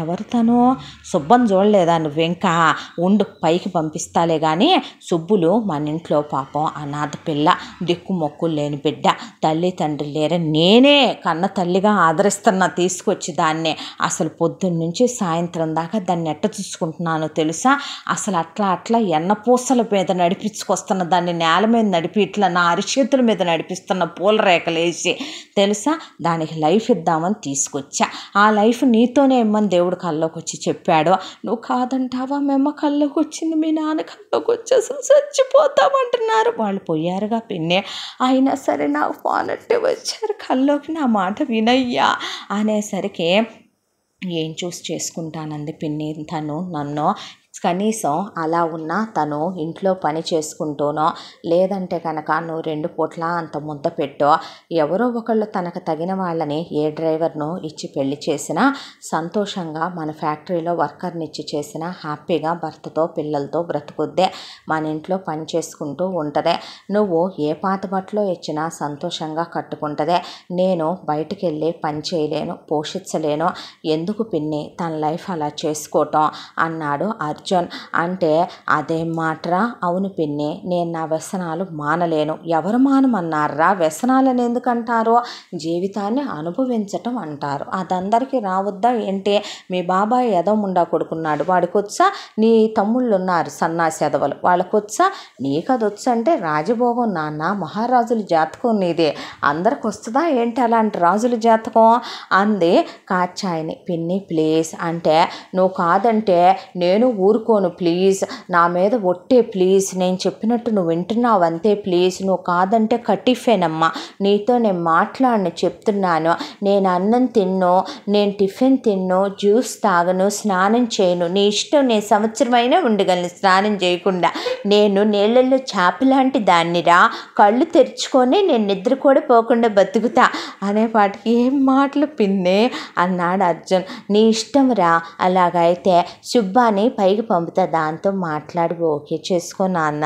ప్లీజ్ ఐ రిక్వెస్ట్ యూరా, ప్లీజ్ బేబీ అనే గోవిందం అందే. అనేసరికి గోవిందరావు వచ్చే అన్నాడు. నన్ను మీ అందరు కలిసి కిందకు దించాలి రండి అనేసరికి అర్జున్ నేను రానా పిన్నే, అబ్బెబ్బే నువ్వు రెస్ట్ తీసుకో నాన్న పర్లేదు, నేను మెల్లిగా వెళ్ళేపాటికి ట్రావెలింగ్లో 1 గంట పట్టుద్ది, ఎందుకు నీ టైం వేస్ట్ చేసుకోవటం, సుబ్బా అనేపాటికి సుబ్బులు వస్తే నువ్వు మెల్లిగా పైకి వెళ్ళిపోయే లోపల మా అర్జున్ ఉంటాడు, వెళ్ళి మాట్లాడు, తలుపులేసి మాట్లాడవే అన్నాక నువ్వు రా అన్నాడు గోవిందరావు. మూసుకొని పక్కకు నుంచో, అది వాడితో ఏం మాట్లాడుద్దో వాడు దాంతో ఏం మాట్లాడతాడో వినొద్దురా పనికి మాలినోడా అంది కాచాయనే. అన్నాక కోడళ్ళు కొడుకులు రాబోతే చేత్తో సైగ చేసింది. వాళ్ళు లోపలికి వెళ్ళిపోయారు. వెళ్ళిపోయిన తర్వాత సుబ్బులు లోపలికి వెళ్ళి 1 కాలు పైకి పెట్టి 1 కాలు కిందకి పెట్టి అర్జున్ కాళ్ళ దగ్గర కూర్చుంది. అప్పుడే సుబ్బుల్ని పరికించి చూడటం అమాయకురాల్లా ఉంది, చిన్నపిల్లలా ఉంది. అర్జున్కి ఎందుకో జాలేసింది సుబ్బుల్ని చూస్తే. నీకేమైనా పిచ్చా, నువ్వు నన్ను పెళ్లి చేసుకోవటం ఏంటి, నేను నీకు నచ్చటం ఏంటి, ఏం చూసి నచ్చాను నేను నీకు అంటే, నీకేం తక్కువ, నేను చదువు రాని దాన్నని, నాకు చదువు లేదని, నేను అందంగా లేనని, నువ్వు కూడా నేను నచ్చనేదని చెబుతున్నావా, నన్ను పెళ్లి చేసుకొని అంటున్నావా, ఆలప్పో ఆలమ్మో ఆల్ దేవుడో, అవునులే అమ్మ బాబులు లేని దాన్ని కదా, అనాథ నాన్ని కదా, అన్నదమ్ములు అప్పచెల్లెళ్ళు లేని దాన్ని కదా, నేను నీ మీద మనసు పడకూడదేటి, నీకేం తక్కువ, అందంగుండావు, ఒడ్డు పొడుగుండావు, నీకేం తక్కువ చదువుకున్నావు, నీకు అన్నీ ఉన్నాయి, నువ్వు నాకు నచ్చినావు, నేను నిన్నే చేసుకుంటాను అని అన్నానని నువ్వు నాకు నచ్చలేదని చెప్పటానిక పిలిచినావు అనేపాటికి నీకేమైనా పిచ్చా, నేను స్మోక్ చేస్తా, డ్రింక్ చేస్తా, నేను ఇంకా చాలా చేస్తా, నిన్న అవన్నీ నాను మానమన్నాను ఏటయ్యా సామి, మగాడన్నాక అవన్నీ చేయిపోతే ఎట్టాగా, నీ ఇష్టమైన అవన్నీ నానొద్దన్నానేటి, అయినా నేను నీ పక్కన పెళ్ళాంగా పనికిరానా, అవునులే ఈ అనాథ గుంటె ఆడ పనికొస్తుంది అనేగా నువ్వు అనుకుందే, నేను చచ్చిపోతాలే, అయితే ఎవడో ఒకడిని ఇష్టం లేకుండా చేసుకొని నన్ను రోజు కొట్టు తిట్టి నరకం పెడతంటే ఆ పాపం అంతా నీ గాదేంటి తగిలేదే, అమ్మా బాబులు అనాథను చేసి పోనారు, ఇక్కడి నుంచి నా బతుకేదన్నా అయిందంటే అందుకు మాత్రం కారణం నువ్వే, పెద్దమ్మగారు అంత ముద్ద పెడుతున్నారు, పని ఇచ్చినారు, పెద్దమ్మగారు శుభ్రంగా గుడ్డలు ఇస్తానన్నారు, మొగుణ్ణి కూడా ఇస్తానన్నారు, ఆ అమ్మ గొప్ప మనసు చూసి నేను నీ మీద మనసు పడితే మనసు ఇరుసుకోమందువా, అదే నువ్వైతే ఇరుసుకుందువా అనేపాటికి నీకేమైనా పిచ్చా అంటే, నువ్వేమైనా చెప్పు బాబు, ఎన్నైనా చెప్పు, నేను నిన్నే మనువాడతా, నీ ఇష్టం, నువ్వు కాదంటే గనక నేను ప్రాణాలు ఒగ్గేస్తా నీ పాదాల కాడే బాబుగారు అంది సుబ్బులు. అనేసరికి అనాల్సినవి అన్నీ నువ్వు అని మాట్లాడి ఫైనల్లో బాబుగారు అనే కొటేషన్ ఏంటి వెరైటీగా ఉంది, ఇదేంటి కొంచెం తేడాగా ఉందే అనుకున్నాడు అర్జున్. అనుకున్న తర్వాత అది కాదు సుబ్బులు, అది కాదు నేదు, ఇది కాదు నేదు, చేసుకుంటావా చేసుకోవా చెప్పు, లాదంటే గనక నేను పైన నుంచి దూకి ఇప్పుడే నా ప్రాణాలు ఇడిసేస్తాను, నీ చేతి మీదగానే మట్టి చేద్దుగానే నన్ను అమ్మగారు పాతకోకిస్తారు కప్పి తీసుకుపో నన్ను అనేపాటికి చచ్చా ఏం మాటలవే అనేసరికి చెప్పు మనువాడతాననే ప్రమాణం చెయ్యి నువ్వు ముందు అనేసరికి పిచ్చా నీకు అన్నాడు. నువ్వు ఒప్పేసుకున్నట్టే నేను మాట నువ్వు ఇచ్చేసినట్టే నాకు, ఇంకా నువ్వు కాదంటాకి ఈలు లేదు అని అక్కడి నుంచి పరిగెత్తుకుంటూ వెళ్ళిపోయేపాటికి అయ్యా నేను తీసుకొచ్చినందుకు ఇది సక్సెస్ చేసిందిరా గోవిందో అనేసరికి అర్జున్ ఇక బాబాయ్ అని కేకలేస్తే నేను ఇక్కడున్నానని చెప్పకుండా నువ్వు లోపలికి వెళ్ళరా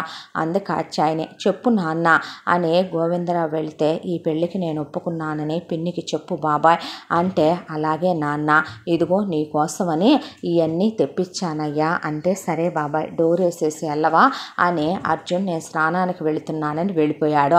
అప్పుడు మళ్ళీ మొత్తం బెటాలియన్ని పిలిచి మెట్టు దిక్కుంటా కిందకి వెళ్ళిపోయి ఎగిరి గంతేసి సుబ్బుల్ని గిరగిరా తిప్పి ఇసిరేస్తే ఎల్లు సుబ్బులు రంగమ్మ మీద పడి, రంగమ్మ గోవిందరావు మీద పడి, గోవిందరావు వెళ్ళి కోడళ్ళ మీద పడి, కోడళ్ళు కొడుకు మీద పడ్డారు. అలా ఉంటుంది నేను కిక్కిస్తే. ఏమనుకున్నారే నా గురించి, చూసారా సెట్ చేశాను అని.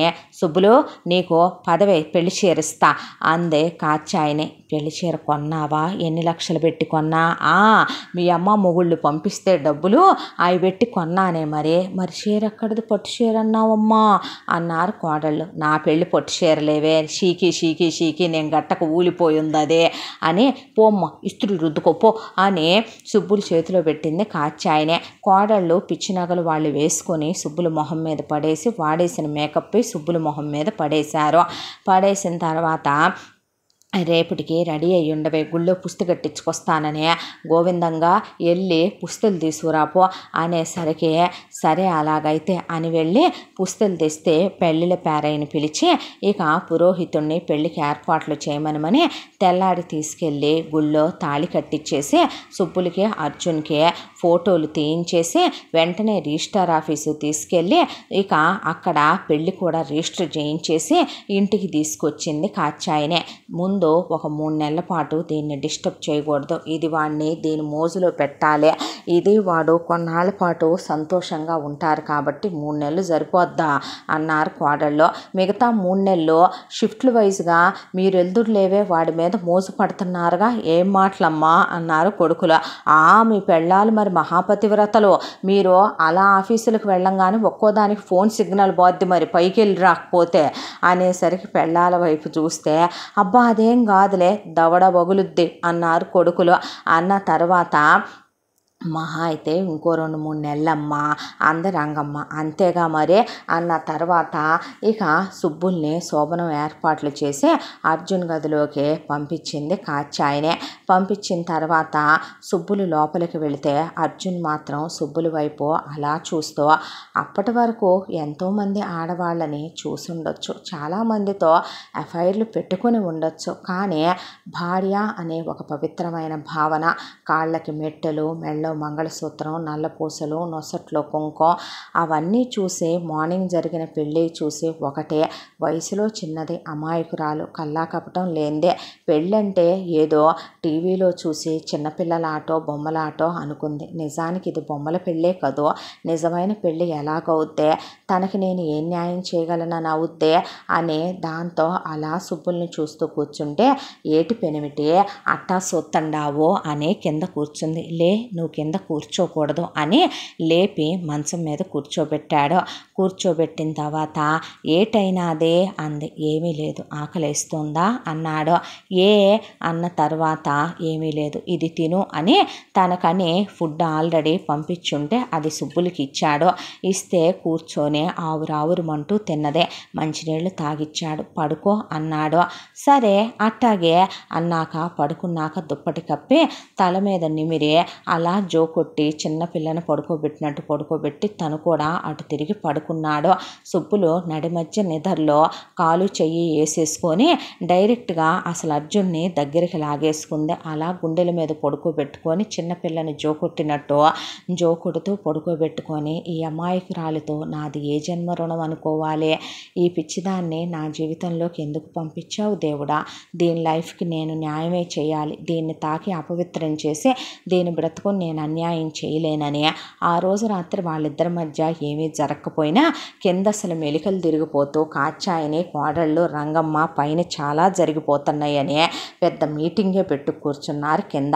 ఆ తర్వాత నుంచి కాచాయిని సుబ్బుల్ని వద్ద కిందకి రాబాకని, వాడితోనే ఉండని, వాడు ఏదడిగినా కాదనకుండా ఇవ్వని, నువ్వు అసలు కింద విషయాలు పట్టించుకోకని కింద నేను 4 పనమ్మాయిల్ని పెట్టుకున్నాను లెమ్మనమని, కొన్నాళ్ళు ఆళ్లే పనిచేస్తారు, నీకు అనవసరం అవన్నీను, టైం టు టైము నీకు కావలసినయే వాళ్ళే పైకి తీసుకొచ్చిస్తారు ఇస్తారో అవి టిఫిన్కి టిఫిను, భోజనానికి భోజనం, స్నాక్స్కి స్నాక్స్, ఇక వాడికి కావలసినవి ఇస్తారు. ఇక నుంచి ఏ అమ్మాయిలు వాడి కోసం రారులే కానీ నువ్వే ఉన్నావుగా, మరి నువ్వే ఇక వాడిని ఒక దారి చేసుకోవాలి అని చెప్పింది సుబ్బులతో. సుబ్బులు సిగ్గుపడి వెళ్ళిపోతుంటే, నీ సిగ్గు శతక, ఎల్లవే ఎర్రి బాగుల్దానే, ఎర్రి ఎంగళమ్మ అని చెప్పి పంపించిన తర్వాత కింద వీళ్ళ మీటింగుల్లో వీళ్ళు మునిగిపోయారు. అయినా సుబ్బులు ఎప్పుడూ కూడా తన ఒక బిగ్ బాస్ అయ్యే వీళ్ళ దగ్గరే ఉంటుంది. తనకి సంబంధించినటువంటి ఒక చెవి ఇక్కడ రన్ అవుతూనే ఉంటుంది. ఇక తను అలా అర్జున్తోనే అక్కడే ఉండటం మొదలుపెట్టింది సుబ్బులు. కూర్చొని టీవీ రిమోట్ నొక్కుతున్న సుబ్బులు వైపే చూస్తూ, అర్జున్ నిన్నొకటి అడగనా అన్నాడు. దగ్గరికి వచ్చేనా అని అడిగింది. నీకు ఏమీ తెలియదు అనుకుంటాను కానీ అది మాత్రం బాగానే తెలుసు. అదేంటి, నేను నీ దగ్గరికి రాకుండా పిల్లలు ఎలా వస్తారో? దేనికంటా ఇప్పుడు పిల్లలు అన్నాడు. అదేంది, నేను నీ ఆలిని గందా, నువ్వు నా పెనివిటివి గందా బాబుగారు అందే. అంతా అన్న తర్వాత నువ్వు అని బాగానే మాట్లాడి చివరికి మాత్రం ఆ బాబుగారు అనే కొటేషన్ భలే ఇస్తావే నువ్వు అనేసరికి, చూసినావా నువ్వు కూడా పెళ్ళామనే పాటికి ఎంత సనువు వచ్చినాదో పిలుపులో అనే పాటికి, సరేలే కానీ అవును, నిన్ను నేనొక విషయం అడుగుతానన్నాను, అడగరాదేటి, నా దగ్గర నీకు దాపరికాలేటి అని చెప్పు బాబుగారు అందే. అన్నాక బాబుగారు వద్దులే కానీ అర్జున్ అని పిలు, అమ్మ పెనిమిటిని పేరెట్టి పిలుస్తారేటి, పర్లేదు నువ్వు అలా పిలిస్తేనే నాకు ఇష్టం అంటే, వద్దులే బాబుగారు బాగుందిగా అందే. అన్న తర్వాత, సరే అవును తమరు ఆశ్రమంలో ఎందుకు చదువుకోలేదు మేడం, అక్కడ కూడా చదువు చెప్పిస్తారు కదా అని అడిగాడు అర్జున్. అడిగితే, అదా నాను చదువుకోవాలనే అనుకునేదాన్ని బాబు, అయితే అక్కడ నాకేమో ఏకాంతంగా ఉండాలా, గోలగోలగా ఉంటుంది, అల్లరల్లరిగా ఉంటుంది, చదివింది బుర్రకెక్కి సావదు, దాంతోనే చదువుకోలేకపోయినాను, లేకపోతే ఎన్నో కలలు కన్నానులే అంది సుబ్బులు. ఏమని అన్నాడు అర్జున్. అంటే నాను పెద్ద పెద్ద చదువులు చదువుకోవాలా, పెద్ద కోటేసుకొని బూటేసుకొని నీలాగా నేను ఉద్యోగానికి పోవాలా, బోల్డన్ని డబ్బులు సంపాదించాలా, విమానాల్లో ఎగరాలా, అమెరికాకి పోతున్నారు కదా అందరూ, అట్టా పోవాలా, బోల్డ్ డబ్బులు సంపాదించాలా అనుకుంటే చివరికి ఇలా మిగిలిపోతే బాబుగారు అందే. అనేసరికి వేస్తాను ఒకటే అన్నాడు. అనేసరికి నవ్వుతూ కూర్చుంటే, ఇవి తింటూ కూర్చో నేను ఇప్పుడే వస్తాను అని ఏదో ఆలోచిస్తున్న వాళ్ళ గబా ఫ్రెష్ అయ్యి బయటికి వెళ్ళాడు. ఎక్కడికి నాన్న అంది కాచాయిని. ఇక్కడ దాకేలే పిన్నే అనేసరికి, సరే తొందర వచ్చే అమ్మ ఎదురు చూస్తూ ఉంటుందిరా అన్నాడు గోవిందరావు. బాబాయ్ నేనేదో పని మీద వెళ్ళట్లేదు, బుక్స్ కొన్ని తెద్దామని వెళుతున్నాను అంటే, దేనికి, ఊరికే పిన్ని పుస్తకాలు చదువుకుంటాడేమోలే, ఆ పుస్తకాలు అన్నాడు గోవిందరావు.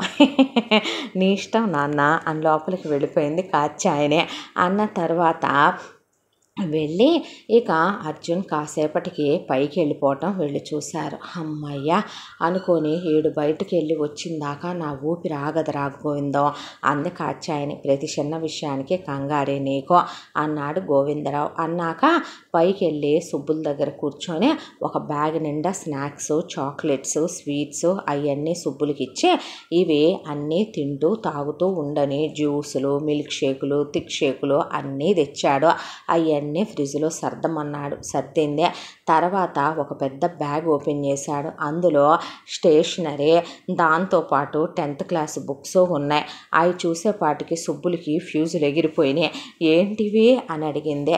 నువ్వు చదువుకుందో కానీ నేను నిన్ను చదివిస్తాను, నాకు బాగానే గుర్తున్నాయి నేను చదివినవి అన్నీ కూడాను, బహుశా నా చదువు నీకు ఉపయోగపడాలనే నేను చదువుకున్నానేమో, నా చదువుతో నాకు ఎలాంటి ప్రయోజనము సార్థకత లేదు, నీ లైఫ్ స్పాయిల్ అయిపోకూడదు, ఫస్ట్ నువ్వు 10th చదువుకో, ఆ తర్వాత 10th ఎగ్జామ్స్ నేను రాయిస్తాను, తర్వాత ఇంటర్ రాద్దు, తర్వాత ఇంజనీరింగ్లో జాయిన్ చేస్తా, తర్వాత పీజీ చేద్దు, తర్వాత అమెరికా పంపుతావు అంటే పంపిస్తానేమో, ఎవరికి తెలుసో, నా లైఫ్లా నీ లైఫ్ కాకూడదు, చాలే బాబు పెళ్ళైనాక చదివేంటి బాబు గారు అంది.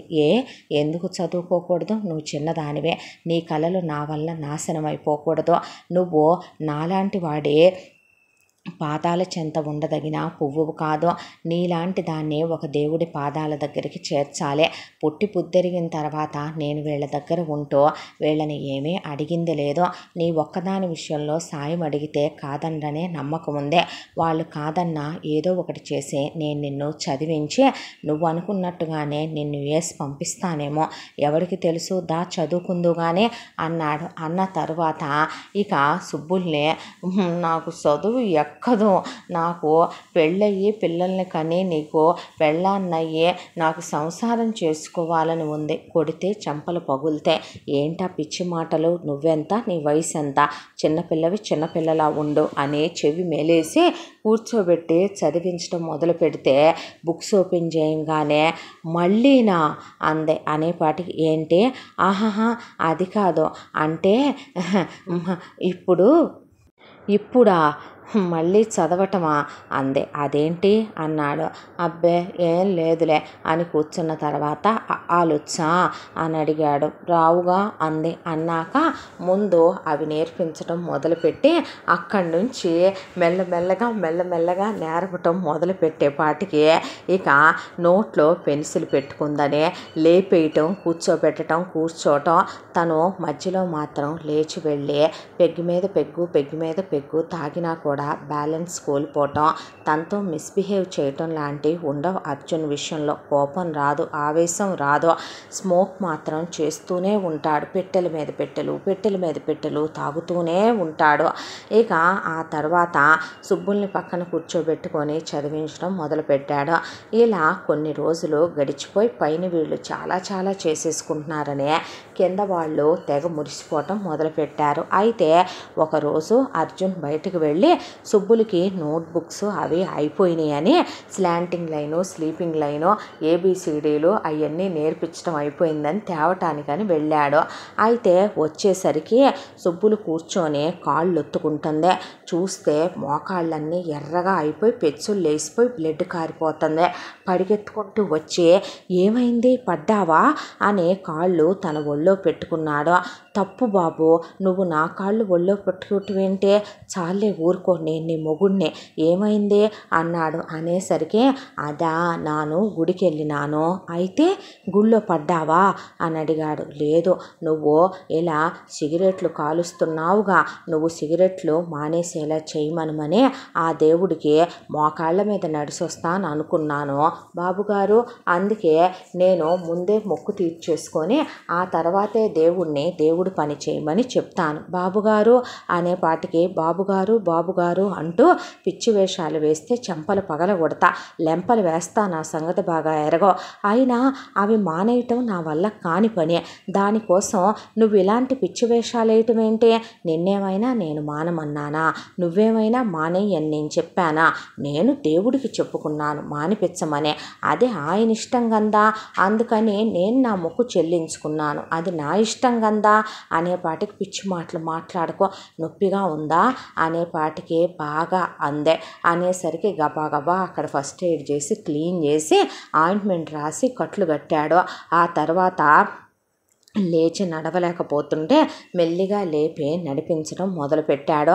అటు ఇటు ఇలాంటి పిచ్చి వేషాలు వేయకంటే పర్వాలేదులే బాబు, రేపు పొర్లు దండాలున్నాయి, ఆ తర్వాత శూలం గుచ్చుకుంటానన్నాను, నువ్వు మానేపోతే నాలిక్కి అవి రేపు చేసుకొని వచ్చేస్తానులే పెందలాడే, అప్పుడు వాటికి కూడా రాద్దు కానిలే ఆయింట్మెంట్ అంటే. ఏం పిచ్చి పనులే ఇవే అన్నాడు. మరి నిన్ను చూసావా, నేను మొక్కు చెల్లించిన ఆ దేవుడు సిగరెట్లు మానిపీలేదు అంది సుబ్బులు. ఇప్పుడేంటి, నేను మానేయాలి, నేను మానేస్తే నువ్వు అవి చేయటం మానుతావుగా అన్నాడు. మానేస్తాను, అప్పుడు దేవుడు నా మాట విన్నట్టే గందా అంది. అయితే ఇదిగో ఇదే లాస్ట్ సిగరెట్, మళ్ళీ ముట్టుకోను, నా మీదొట్టు అంటే షో అనేసరికి ఏయ్ నా మీదొట్టు అనేసరికి నీ మీదొట్టు అన్నాడు. సరే అలాగైతే మా మంచి బాబుగారు అనేసి అక్కడి నుంచి వెళ్ళిపోతే దేవుడా అని తలపట్టు కూర్చున్నాడు. అలా మొత్తానికి అర్జున్ లైఫ్లో నుంచి స్మోకింగ్ వెళ్ళిపోయింది. ఆ తర్వాత డ్రింక్ చేయటం మొదలుపెట్టాడు. డ్రింక్ చేయటం మొదలు పెడితే అటువైపే చూస్తూ కూర్చుంది సుబ్బులు. ఆ తర్వాత ఒక వారం రోజులకి అర్జున్ నిద్ర లేచేపాటికి సుబ్బులు ఒళ్ళంతా కమిలిపోయి నల్లగా తయారైపోయి ఎక్కడికక్కడ పెచ్చులు కట్టేసింది ఒళ్ళంతా కూడా.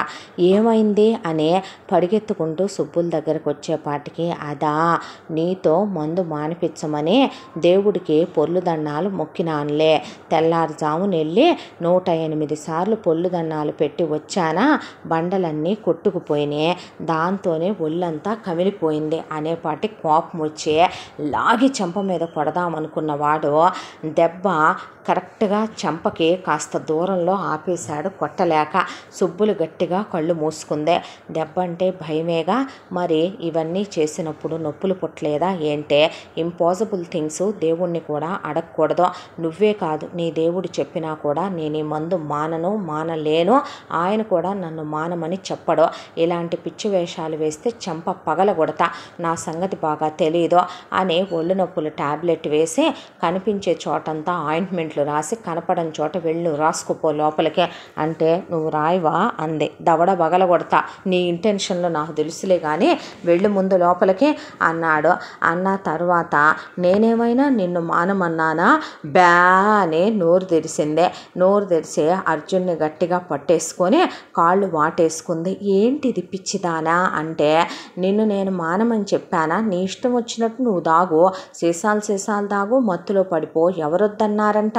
నేను వద్దన్నానా ఏంటి? అయినా నేను దేవుడికి చెప్పుకున్నా నువ్వు నన్ను కొట్టబోతావా, నువ్వు నన్ను తిట్టబోతావా? అయినా నేను నీ ఇష్టం వచ్చినట్టేగా నిన్ను చేసుకోమన్నా. నిన్నెప్పుడు వద్దన్నానో? నీకు ఎప్పుడైనా ఎదురొచ్చానా? నిన్నెప్పుడైనా మానమన్నానా? స్మార్ట్గా మాట్లాడుతున్నాను అనుకోకు, నాలికి పోస్తా అన్నాడు. అనేపాటికి ఇలాగే మాట్లాడుతావులే నువ్వు అని బాబుగారు అందే. సంపేస్తా లాస్ట్గా బాబుగారు యాడ్ చేసావంటే, నా సంగతి బాగా తెలీదు, ఇలాంటి పిచ్చాశాలు ఇస్తే సంపుతానని. సుబ్బులు అలా చెప్పాక కూడా తాగుడు మానలేదు అర్జున్. మానకపోయేసరికి ఒక రోజున పొద్దున్నే ఇక కాచాయనికి ఆ సందులో ఒక ఫ్రెండ్ ఉందే, కాచు అనుకుంటూ ఆ ఫ్రెండ్ కేకలేసుకుంటూ వస్తే, ఏందే అంది కాచాయనే. అదే మీ ఇంట్లో పని పిల్ల, ఇప్పుడు అది నీ కాళ్ళేగా, అదిగో అది ఉందే గుడి దగ్గర నిప్పులు పోశారే అమ్మ, నిప్పులు గుండం ఎవరైనా ఒకసారి 2 సార్లు తొక్కుతారో, అది అట్నుంచి ఇట్నుంచి అటు కాళ్ళు మాడిపోతున్నా కూడా అది పరిగెత్తుతానే ఉంది ఆ నిప్పుల గుండం మీద యాపాకులు తీసుకొని.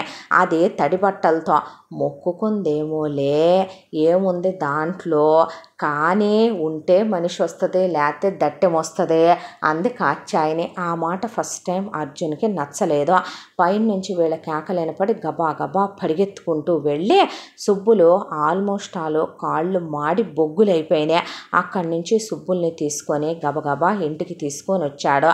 వచ్చేసరికి సుబ్బులు మెల్లగా నడవలేక కుంటుతూ వస్తుంటే, ఏమే మొక్కుకున్నా ఎంతోటి దానికైనా అంత గోల్ చేసింది ఇది, చూశావే రంగి, ఏమైంది, కాళ్ళు ఏమైనా పోయినాయా, బతికే ఉందగా అనేపాటికి అర్జున్ అలా చూసి పైకి తీసుకెళ్ళాడు సుబ్బుల్నే. తీసుకెళ్ళి, ఏంటే ఈ పిచ్చి పనులు, ఎవరు చెప్పారు నీకు ఇలాంటివన్నీ చేయమని అంటే, చెప్పాగా నేను దేవుడికి ఇలాంటి మొక్కులే మొక్కుకుంటాను, నేను నీకు తెలీదు నా గురించే అన్న తర్వాత ఏం చేస్తున్నావే అన్నాడు. అనేపాటికి అరిచేతులు తెరిచి చూస్తే అరిచేతుల్లో కర్పూరాలతో హారతులు ఇచ్చినట్టుంది, అరిచేతులు మాడిపోయి ఉన్నాయి. ఏం పిచ్చి పనులేవే అనేపాటికి, నువ్వు తాగుడు మానన్నావుగా, దేవుడు కూడా మానిపించలేడన్నావుగా, మానిపించలేని ఆ దేవుడు మనకెందుకు, అందుకనే దేవుణ్ణి నువ్వు నిజంగా దేవుడివైతే మానిపిస్తావు, లేదంటే కనుక ఇక రేపు నాలుగు మీద కర్పూరం వెలిగించుకుంటాను, నాలికి నిమ్మకాయ గుచ్చుకుంటాను అన్నాను. ఆ తర్వాత నువ్వు వచ్చావు, నేను పూర్తి చేయనీయకుండానే అన్నీ సగంలో లాక్కొచ్చావు నన్ను అనేపాటికి అసలు ఆ కాళ్ళు చేతులు నువ్వు అని హాస్పిటల్కి తీసుకెళ్ళి ఫస్ట్ ఎయిడ్లు చేయించి కట్లు కట్టించి తీసుకొచ్చిన తర్వాత కళ్ళల్లో నీళ్లు తిరిగిపోయి కళ్ళు ఎర్రగా అయిపోయినాయి. పుట్టి బుద్ధి ఎరిగిన తర్వాత నువ్వు అలా ఉండు ఇలా ఉండని చెప్పిన బాబాయ్ పెన్నే తమ్ముళ్ళే తప్ప ఏ రోజు నీకోసం మా ప్రాణాలు నడ్డేస్తాం, నీకోసం మేము మొక్కులు మొక్కుకుంటాం, మా కోసం నువ్వు ఇలా ఉండు అని అడిగిన వాళ్ళు ఎవ్వరూ లేరు. సుబ్బులు అర్జున్ని గట్టిగా పట్టుకొని ఏడ్చేసిందే. నాకెవరున్నారు, నేను అనాథనే, నాకు అమ్మ లేదు, నాన్న లేడు, నానే వాళ్ళు ఎవరూ లేరు, అక్క చెల్లెళ్ళు అన్నదమ్ములు అమ్మ నాన్న అన్నీ నువ్వే అనుకొని నిన్ను మనువాడాను. అలాంటిది నువ్వు ఇట్టాగే తాగి నీకేదన్నా అయ్యి నువ్వు నాకు దూరం అయినావనుకో, ఇంకా నేను బతికి ప్రయోజనం ఏమున్నది పెనివిటే, ఎవరి కోసం బతకాలి చెప్పు, ఎంతోటి 3 నాళ్ళ ముచ్చట బతుకు కోసమా నేను నిన్ను మనువాడినాదే, అయినా మళ్ళీ అనాథ అయ్యే కాడికే దేవుడు నా జీవితంలో నిన్నెందుకు తెచ్చి పసుపు కుంకాలిచ్చి మన ఇద్దరికి ముడిపెట్టాలి, అందుకే దేవుణ్ణే అడగటానికి పోయినా అని సొమ్మసిల్లిపోయి డాక్టర్ ఇచ్చిన మాత్రలకి మందులకి ఇంజక్షన్కి అడ్డం పడిపోయింది సుబ్బులు. అలా సుబ్బులు కాళ్ళ మీద చేయి పెట్టి కన్నీళ్ళు సుబ్బులు కాళ్ళ మీద పడ్డ తర్వాత మందు బాటిల్స్ అన్నీ తీసుకొని మందంతా సింకులో పారబోసేసాడు. పారబోసే మందు బాటిల్స్ ఖాళీ డస్ట్బిన్లో పడేసి ఇక మందు మానేశాడు అర్జున్. అయితే సుబ్బులు తెల్లారి నుంచి గమనించటం మొదలుపెట్టిందే. మందు తాగటం మానేసి బీర్ తీసుకోవటం మొదలుపెట్టాడు. తర్వాత ఆ బీరు కూడా తగ్గిస్తూ వచ్చి ఒక 20 రోజుల నుంచి నెల రోజుల టైంలోనే ఆ బీరు కూడా మానేసి కూల్ డ్రింక్లోకి వచ్చేసాడు. ఆ తర్వాత ఫ్రూట్ జ్యూస్లోకి వచ్చేసాడు. మానేశాను, ఇప్పుడు హ్యాపీనా, ఒక్కసారిగా మానలేకపోయాను, అలాగని నెల రోజుల్లోనే మానేనుగా, ఇప్పుడు సంతోషమేనా, ఇప్పుడైనా నువ్వు చదువుకుంటావా, నేను చెప్పినట్టు వింటావా అన్నాడు. అంటే ఓ ఎందుకు విన్ను అంది సుబ్బులు. అన్న తరువాత చదివించటం మొదలుపెట్టాడు, చదువుకోవటం మొదలుపెట్టింది. ఇలా కొన్ని రోజులు గడిచాక ప్రతి సంవత్సరం కాత్యాయని గోవిందరావు కొడుకులు కోడళ్ళు ఊళ్ళో ఉన్న పొలాలు ఆస్తులు పాస్తులు చూడటానికి, అలాగే అక్కడ తిరణాళ్ళ అది చూడటానికి, పొలాలు కౌళ్ళకి ఇచ్చుకోవటానికి ఫ్యామిలీ మొత్తం కలిసే ఒక 15 రోజులు ట్రిప్ వెళ్తారు. ఆ ట్రిప్కి అర్జున్ని తీసుకెళ్లరు. అర్జున్ని తీసుకెళ్ళినప్పుడు సుబ్బుల్ని కూడా తీసుకెళ్లరు కదా, దాంతో మేము బయలుదేరి వెళుతున్నాం, ఇల్లు జాగ్రత్త, నీకెటు ఇంట్లో పనులు చేసుకోవటం వచ్చు కదా, పని వాళ్ళు రారు, రంగమ్మ కూడా మాతో పాటు వస్తుంది, ఒళ్ళు దగ్గర పెట్టుకో, ఇల్లు జాగ్రత్త, ఇంటిని కనిపెట్టుకోనుండు, నువ్వు వేషాలు వేయకుండా శుభ్రంగా వాడు చెప్పినట్టు విని వంటది చేసుకొని టైంకి తిని పడుండండి సరేనా అని చెప్పి గోవిందరావు కొంత డబ్బు అర్జున్ చేతిలో ఓ 1,00,000 రూపాయలు కట్టపడేసి అక్కడి నుంచి కాత్యాయన్ని తీసుకొని BMWలు ఆడి కారుల్లో బయలుదేరి వెళ్ళిపోయారు. వెళ్ళిపోయిన తర్వాత సుబ్బులు పని చేసుకుంటూ ఉండగా అర్జున్ వెళ్ళి ఏం చేస్తున్నావు అన్నాడు. వంట చేయాలి కదా మనం తినటానికి అని చెప్పి వంట చేస్తూ కూరగాయలు కట్ చేస్తూ వేలు కట్ చేసుకుందే.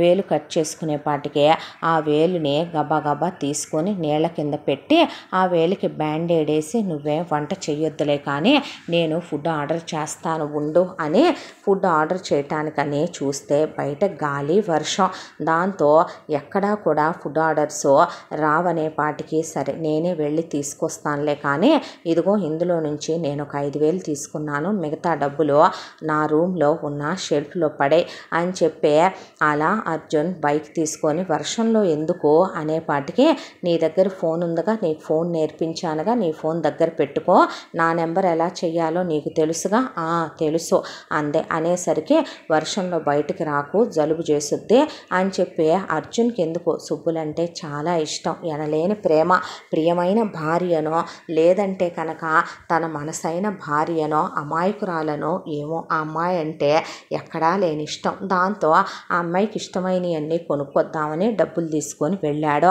అలా వెళ్ళి అలా వర్షంలో ఇరుక్కుపోయి నీళ్లల్లో ఇరుక్కుపోయి సుబ్బులకు కావలసినవన్నీ కొనుక్కొని తిరిగి వచ్చేపాటికి ఆ వర్షంలో 3 గంటల సేపు పట్టింది. 3 గంటల సేపు పడితే ముందు కిందకి వెళ్ళి ఆ ఫుడ్ అక్కడ పెట్టేశాడు. కింద ఏ ఫ్లోర్లోనూ సుబ్బులు కనపడలా. పైన టీవీ చూస్తూ ఉందగామాల అని పైకి వెళ్ళాడు. తన ఫ్లోర్లోకి వెళ్ళి అలా డోర్ తీస్తే హాల్లో టీవీ మోగుతోంది కానీ సుబ్బులు కనిపించలేదు. ఒక క్షణం భయం వేసి బెడ్రూమ్ దగ్గరకు వచ్చి బెడ్రూమ్ డోర్ ఓపెన్ చేశాడు. ఓపెన్ చేసేపాటికి అలా తిరిగింది సుబ్బులు. తిరిగేపాటికి అసలు నేను చూస్తోంది కళ నిజమా, మందు మానేశాను కదా, నాకేమైనా నరాలు నరాల వీక్నెస్ వచ్చి ఇల్యూషన్స్ వస్తున్నాయా ఏంటి అని అలా చూస్తూ నిలబడితే సుబ్బులు నిజం చెప్పాలంటే గనక సినిమాలో హీరోయిన్ లాగా ఉంది. చక్కగా షేప్ చేసినటువంటి పెడిక్యూర్ చేసిన పాదాలు లాంటి కాళ్ళు, వాటికి అందమైనటువంటి ప్యాస్టల్ కలర్ నెయిల్ పాలిషు, తర్వాత బొడ్డు కిందకి బెత్తడి కిందకి చాలా సెక్సీగా కట్టిన లైట్ వెయిట్ శారీ, అది సింగిల్ పళ్ళు పెట్టి ఆమె అందాలన్నీ చాలా ప్రత్యేకంగా కనిపిస్తూ హెయిర్ స్టెప్స్గా ఉన్న ఆమె హెయిర్ రోజు రిబ్బన్లో నుంచి ఏంటా బయటకు వచ్చుద్దే అన్నట్టు చూసేవాడు. ఆ హెయిర్ని అందంగా దువ్వి హెయిర్ స్టైల్ చేసి మేకప్ చేసి లిప్స్టిక్ మేకప్ వేసుకొని మనిషి చాలా స్మార్ట్గా ఉంది. సన్నటి రింగ్స్ పెట్టి, బ్రేస్లెట్ పెట్టి, వాచ్ పెట్టి, మెళ్ళో సన్నటి బ్లాక్ బీడ్స్ వేసి, సింధూర్ కొంచెం లైట్గా ముఖాన పెట్టి అలా చూస్తూ నిలబడిపోయి అసలు నేను చూస్తోంది సుబ్బుల్నా లేకపోతే ఇంకెవరైనానా అనే వర్షంలో తడిసిపోయిన మనిషి వణుకుతూ కూడా అలాగే నిలబడిపోతే నువ్వు అంటూ ఉండగా నీ పెళ్ళాన్నేలే రా అంది సుబ్బులు. ఆమె అలా మారటం అద్భుతంలా అనిపించినా అతనికి అంతకుముందు కనిపించిన సుబ్బుల్లో కూడా ఒక అమాయకత్వం, అందం, ఇప్పుడు తన భార్య ఎంత అందంగా ఉన్నా సృష్టిలో ఉన్న స్త్రీలందరిలో ఉన్న అందమంతా అప్పుడు ఇప్పుడు ఎప్పుడో తన భార్యలోనే ఉన్నట్టు కనిపిస్తుంది ఎందుకో అర్జున్కి. ఆ తర్వాత తల తుడుచుకో రా అని చేయి పట్టుకొని కూర్చోబెట్టిందే. తల తుడిచింది. వెళ్ళి నువ్వు స్నానం చేసి ఫ్రెష్ అయ్యి రాపో అని చాలా తెలివైన అమ్మాయిలాగా, చాలా నాగరికత తెలిసిన అమ్మాయిలాగా మాట్లాడిందే. స్నానం చేసి వచ్చాడు. ఆ తర్వాత బట్టలిచ్చి వేసుకోమని వెళ్ళి ఫుడ్ తీసుకొస్తానని కిందకి వెళ్ళి ఫుడ్ ప్లేట్స్లో సర్వ్ చేసుకొని తెస్తుంటే అలా చూశాడు. పైకి తెచ్చిన తర్వాత నోట్లో తినిపించిందే. నాకు తినిపించవా అని అడిగిందే.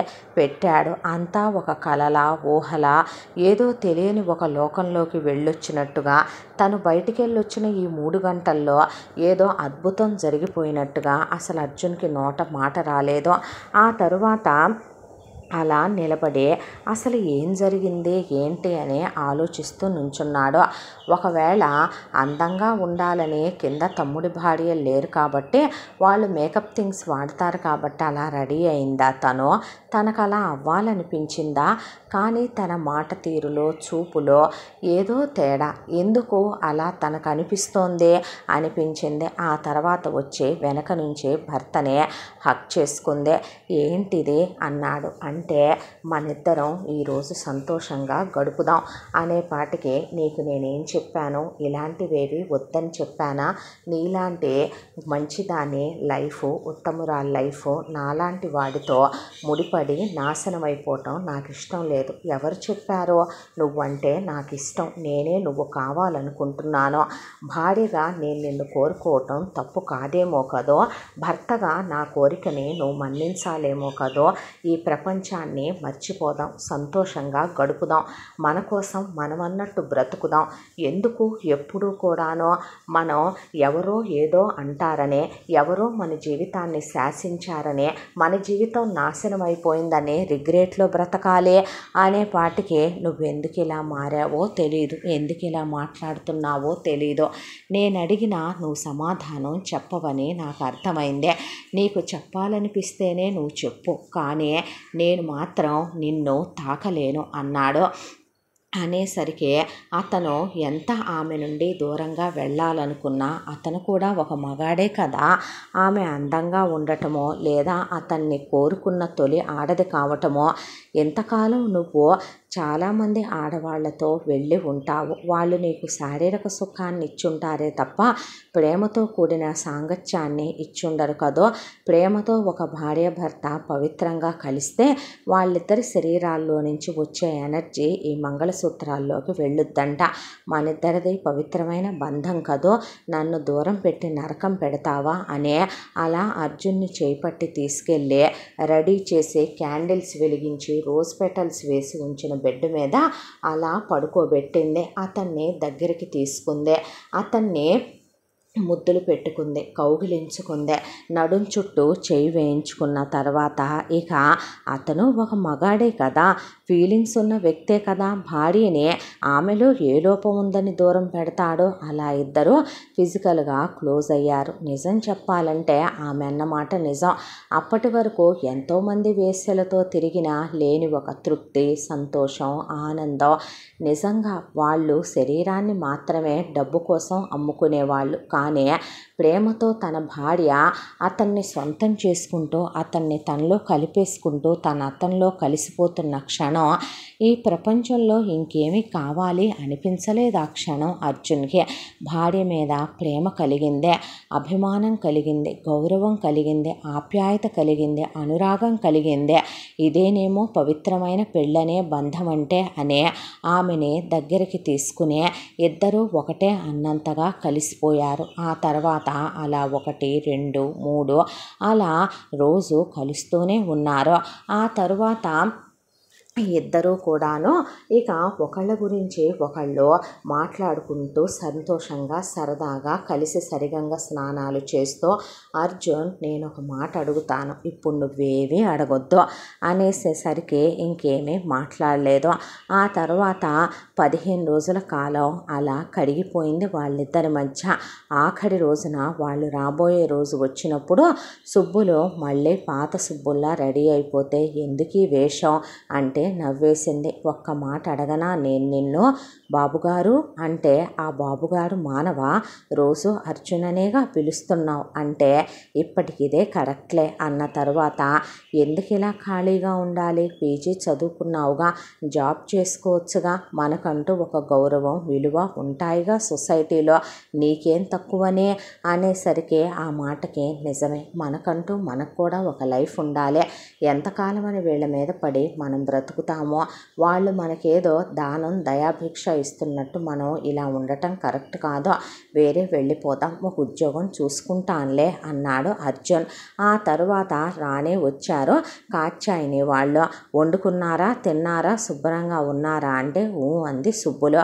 ఆ తర్వాత నెక్స్ట్ డే అర్జున్ కిందకు వచ్చి నేను ఉద్యోగానికి వెళదాం అనుకుంటున్నాను పిన్ని అంటే ఏ ఏ ఏ ఎందుకు ఎందుకు ఎందుకు నానా అంది కాత్యాయని. ఎందుకేముంది పిన్ని అంత ఆవేశపడతావెందుకు, మా అమ్మ నాన్నలు నన్ను అనాథగా మీకు అప్పచెప్పారు, అయినా మీరు నాకు చదువు చెప్పించారు, ఎంతకాలమని మీ దయాభిక్షతో బ్రతకను, ఇంతకాలం అంటే నేను ఒక్కడనే, మంచో చెడో నువ్వు నాకు పెళ్లి చేస్తావు, నన్ను నమ్ముకొని ఒక ఆడదొచ్చిందే, దాని కడుపుకి ఇంత ముద్ద పెట్టగలిగి ఉండాలి కదా నేను, ఇప్పుడు దాని ముద్దకేం కరువు వచ్చిందిరా అన్నాడు గోవిందరావు. అదంతా కాదులే బాబాయ్, నేనే ఖాళీగా ఉండాలనుకోవటం లేదు, మీకు భారం కావాలని అనుకోవటం లేదు, అందుకే ఉద్యోగానికి వెళదాం అనుకుంటున్నాను అనేసరికి ఒకళ్ళ మొహాలు ఒకళ్ళు చూసుకొని నువ్వు ఎక్కడికో వెళ్ళొద్దు అంటే ఏం మాట్లాడుతున్నారు అంటే మన ఆఫీస్కే రారా నువ్వు అన్నాడు గోవిందరావు. వెళ్ళయ్యా, బాబాయి నిన్న ఆఫీస్కే తీసుకెళ్తాడు వెళ్ళు అంటే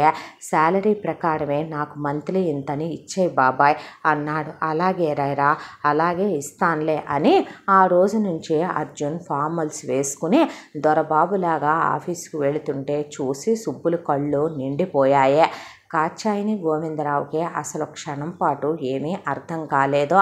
ఆ తర్వాత 1 నెల రోజుల సమయం అలా గడిచిపోయింది. ఇంట్లో ఉన్న పని వాళ్ళని మానిపించి అర్జున్ ఇటు ఉద్యోగానికి వెళుతున్నాడు కాబట్టి కాత్యాయని వాళ్ళు మళ్ళీ సుబ్బుల్ని పని మనిషిని చేశారు. 1 రోజు చూశాడు అర్జున్, 2 రోజులు చూశాడు. 3వ రోజున సుబ్బుల్ని పైకి పిలిచి నువ్వు అలాంటి పాచి పనులు ఎందుకు చేస్తున్నావు, మరి నేను చేయక ఎవరు చేస్తారో, వాళ్ళు నన్ను అందుకేగా తీసుకొచ్చారో, వాళ్ళు పెళ్ళైన కొన్నాళ్ళు నువ్వు నాతో సుఖపడాలని పని వాళ్ళని పెట్టారు, ఆ తర్వాత పెట్టే ముద్దకి ఇచ్చే బట్టలకి లెక్క చూసుకొని మళ్ళీ పని వాళ్ళని తీసేసి నాతోనే చేయిస్తున్నారు అంది సుబ్బులో. వెళ్ళిపోదాం సుబ్బు, మనమేమీ ఉండొద్దు, 1-2-3 నెలలు, ఈలోపు కాస్త 4 డబ్బులు వెనకేసుకొని ఒక ఇల్లు చూసుకొని నిన్ను తీసుకెళ్ళిపోతానంటే నవ్వేసిందే. ఈలోపు కిందకొచ్చి ఒక రోజున అర్జున్ అలా పైకి వెళుతూ ఉండగా లోపల నుంచి అతనికి ఫ్యాట్ ఫ్యాట్మనే సుబ్బుల్ని కొడుతున్న సౌండ్లు వినిపించాయి. దాంతో గబాగబా లోపలికి వెళ్ళేసరికి అక్కడ కాత్యాయని కోడళ్ళిద్దరూ కలిసి సుబ్బులు జుట్టు పట్టుకొని సుబ్బుల్ని కొడుతున్నారు. అర్జున్, ఏ రైట్తో మీరు తన కొడుతున్నారు? తిప్పి కొడితే పళ్ళు రాలిపోతాయంటే, ఎందుకు కొడతావు నువ్వు మమ్మల్ని? ఏ రైట్తో కొడతావు నువ్వు మమ్మల్ని? అదేం చేసిందో తెలుసా? అదేం చేసినా సరే అదేమన్నా ఏంటి పని మనిషా? నా భార్య. దాన్ని కొట్టే రైటు మీకెవరిచ్చారో? మిమ్మల్ని నేను కొట్టాలంటే పట్టేదే 5 నిమిషాల సమయం. ఈ ఎదవలిద్దరి మొహం చూసి ఊరుకుంటున్నాను నేను. మీ లిమిట్స్లో మీరుండాలి. నా భార్యదే. ఏం తప్పు చేసిందని కొట్టారు మీరు? నీ పెళ్ళాము ఈ గది క్లీన్ చేస్తూ మా పర్ఫ్యూమ్ బాటిల్ కింద పడి పగిలిపోయింది. చూసావా నా మేకప్ కిట్టు ఎలా కింద పడేసిందో అనేపాటికి నాన్ సెన్స్. అవి అసలు తనకేంటి క్లీన్ చేయాల్సిన అవసరం? చెయ్యి తగిలింది, పగిలిపోయినాయి మీరు కొట్టినంత మాత్రాన తిరిగి వస్తాయా? అడిగితే డబ్బులు పడేసి ఉండేవాడినే. అంతేగాని తన కొడితే మర్యాదగా ఉండదు. ఇంకొకసారి తన మీద చేయి చేసుకుంటే మీ దవడ నేను పగలగొట్టాల్సి వస్తుంది. వావి వరుసలు మర్చిపోయి బిహేవ్ చేయొద్దు, జాగ్రత్త అని అర్జున్ అంటూ ఉండగా కాత్యాయని అక్కడికి వచ్చి నిలబడేపాటికి, అసలు నా భార్యతో నువ్వు పాసి పనులు చాంచటం ఏంటి పిన్ని? తను నా భార్య. నీ కోడళ్లతో నువ్వు అలాగే చేయిస్తున్నావా? పని వాళ్ళతో చేయించుకో. అంతేకాని నా పెళ్ళాంతో నువ్వు పనులు చేయించావంటే నేను అస్సలు ఊరుకోను. ఇక నుంచే నీ కోడళ్ళు నా పెళ్ళాం మీద చేయి చేసుకుంటే ఊరుకోవటానికి నేను చేతగాని సన్నాసిని కాదు. మేమే నిన్ను చిన్నప్పటి నుంచి దగ్గరికి తీసి పెంచామని, చదివించామని, నిన్ను ప్రయోజకుణ్ణి చేశామని ఎవడు చేయమన్నాడమ్మా నిన్ను? నువ్వు కూడా నన్ను వదిలేసి ఉండకపోయావా? అనాథాశ్రమంలో ఒక అనాథలా దీనిలా పెరుగుండేవాడినే. అప్పుడు ఇంకా చిన్నప్పుడే దీన్ని కలిసి ఉండేవాడినే. టీవీలు చూడు, స్కూల్కి వెళ్ళకు, సినిమాలు చూడు, స్కూళ్ళకి వెళ్ళకు, మందు తాగు తప్పు లేదు, సిగరెట్లు తాగు తప్పు లేదని ఇదా మీరు నన్ను పెంచిన ఉత్తమమైన పెంపకం? నా అమ్మ బాబు చెప్పారు కదా అని వాళ్ళ జ్ఞాపకాలుండి నేను చదువుకోవటమే తప్ప, నాకు పెళ్లి చేసి నా భార్య వచ్చిన తర్వాత కూడా నా కళ్ళ ముందు నా భార్యను కొడితే నేను ఊరుకుంటానా ఏంటి? మీకు అంత భారం అయిపోతే చెప్పండి, నా భార్యను తీసుకొని నేను వేరు కాపురం వెళ్ళిపోతాను. అసలు వేరే ఊళ్ళో ఉద్యోగమే వెతుక్కుందాం అనుకుంటున్నాను. కంటికి కూడా కనపడి మీ పంపకు కూడా రాను మళ్ళీ నేను అనేపాటికి, ఎందుకు లేరా గొడవలు అని గోవిందరావు అంటే, ఏం మాట్లాడుతుంది మరి పిన్ని అనేపాటికి, అది కాదురా నేనేమన్నానని, మీ దయాభిక్షతో మీ దాన ధర్మాల మీద బ్రతుకుతున్నానన్నట్టు మాట్లాడొద్దు. నేనేమి మిమ్మల్ని ఉద్ధరించమని అడగలేదో. మీరు ఉద్ధరిస్తున్నాం కదా అని మీ ఇష్టం వచ్చినట్టు పెత్తనాలు చేస్తే పడతారనుకుంటే పొరపాటు అని, సుబ్బును పద అని అక్కడి నుంచి ఇంకోసారి ఇది రిపీట్ అయితే పెద్ద చిన్న మర్యాదలు కూడా చూసుకోను అనేపాటికి, తీసుకెళ్ళిపోతే తీసుకెళ్ళిపోని అత్తయ్య, వాడి పెళ్ళాం పోతే మనకేం అతి గతి లేదా అనేపాటికి కోడళ్ళ దవడలు కాత్యాయని వాయిస్తే వెళ్ళి గోవిందరావు మీద, వెళ్ళి రంగమ్మ మీద పడ్డారు కోడళ్ళు. మమ్మల్ని కొడతావేంటి? నరికి పోగులు పెడతా, నేను అనుకున్నది జరిగేంత వరకు నోరెత్తారో మీ బొందులో ప్రాణం తీసేస్తాను, జాగ్రత్త అంది కాత్యాయనే. ఇలా కొన్ని రోజుల పాటు ఎందుకు వచ్చిన గొడవ అని సుబ్బులకి పెద్దగా పనులు చెప్పకుండా లైట్గా పనులు చెప్తూ ఒక పనమ్మాయిని అపాయింట్ చేసుకున్నారు. ఇక సుబ్బుల్ని అర్జున్ ప్రతి క్షణం గమనిస్తూనే ఉంటున్నాడు. వీళ్ళు అర్జున్ని గమనించడం మొదలుపెట్టారు. అర్జున్ ఇదివరకట్లాగా స్మోక్ చేయకపోవటం, డ్రింక్ చేయకపోవటం, ఇక అమ్మాయిల్ని అర్జున్కి ఎరవేద్దామని చూసినా సరే వాళ్ళని లిమిట్స్లో ఉంచటం, మర్యాదగా వెళ్ళిపోమని వార్నింగ్ ఇవ్వటం, చేయి చేసుకోవటం, ఇంకోసారి ఇలాంటి వాళ్ళని పంపిస్తే మర్యాదగా ఉండదని గోవిందరావుకి కాత్యాయనికి వార్నింగ్ ఇవ్వటం, ఇవన్నీ అలా జరుగుతూ వచ్చాయి. అయితే కాత్యాయని గోవిందరావుకు ఒక రోజున అర్జున్తో ఒక పని పడిందే. ఆ పని ఎలా కంప్లీట్ చేయించాలి? వీడ మత్తులో ఉండట్లేదో, పైగా వీడ చదువుకున్నవాడు, ఇప్పుడు ఈ కాగితాల మీద ఎలా సంతకం పెట్టించాలి అనుకొని ఒక డాక్టర్ని ప్రవేశపెట్టారు. వాడు అందరినీ ఫ్యామిలీ చెకప్ చేసినట్టు చేసి సుబ్బుల్ని కూడా చూసి అర్జున్ దగ్గరకు వచ్చేపాటికి, మీరు సడన్గా డ్రింకింగ్ స్మోకింగ్ మానేశారా అంటే, అంటే మానేశాను.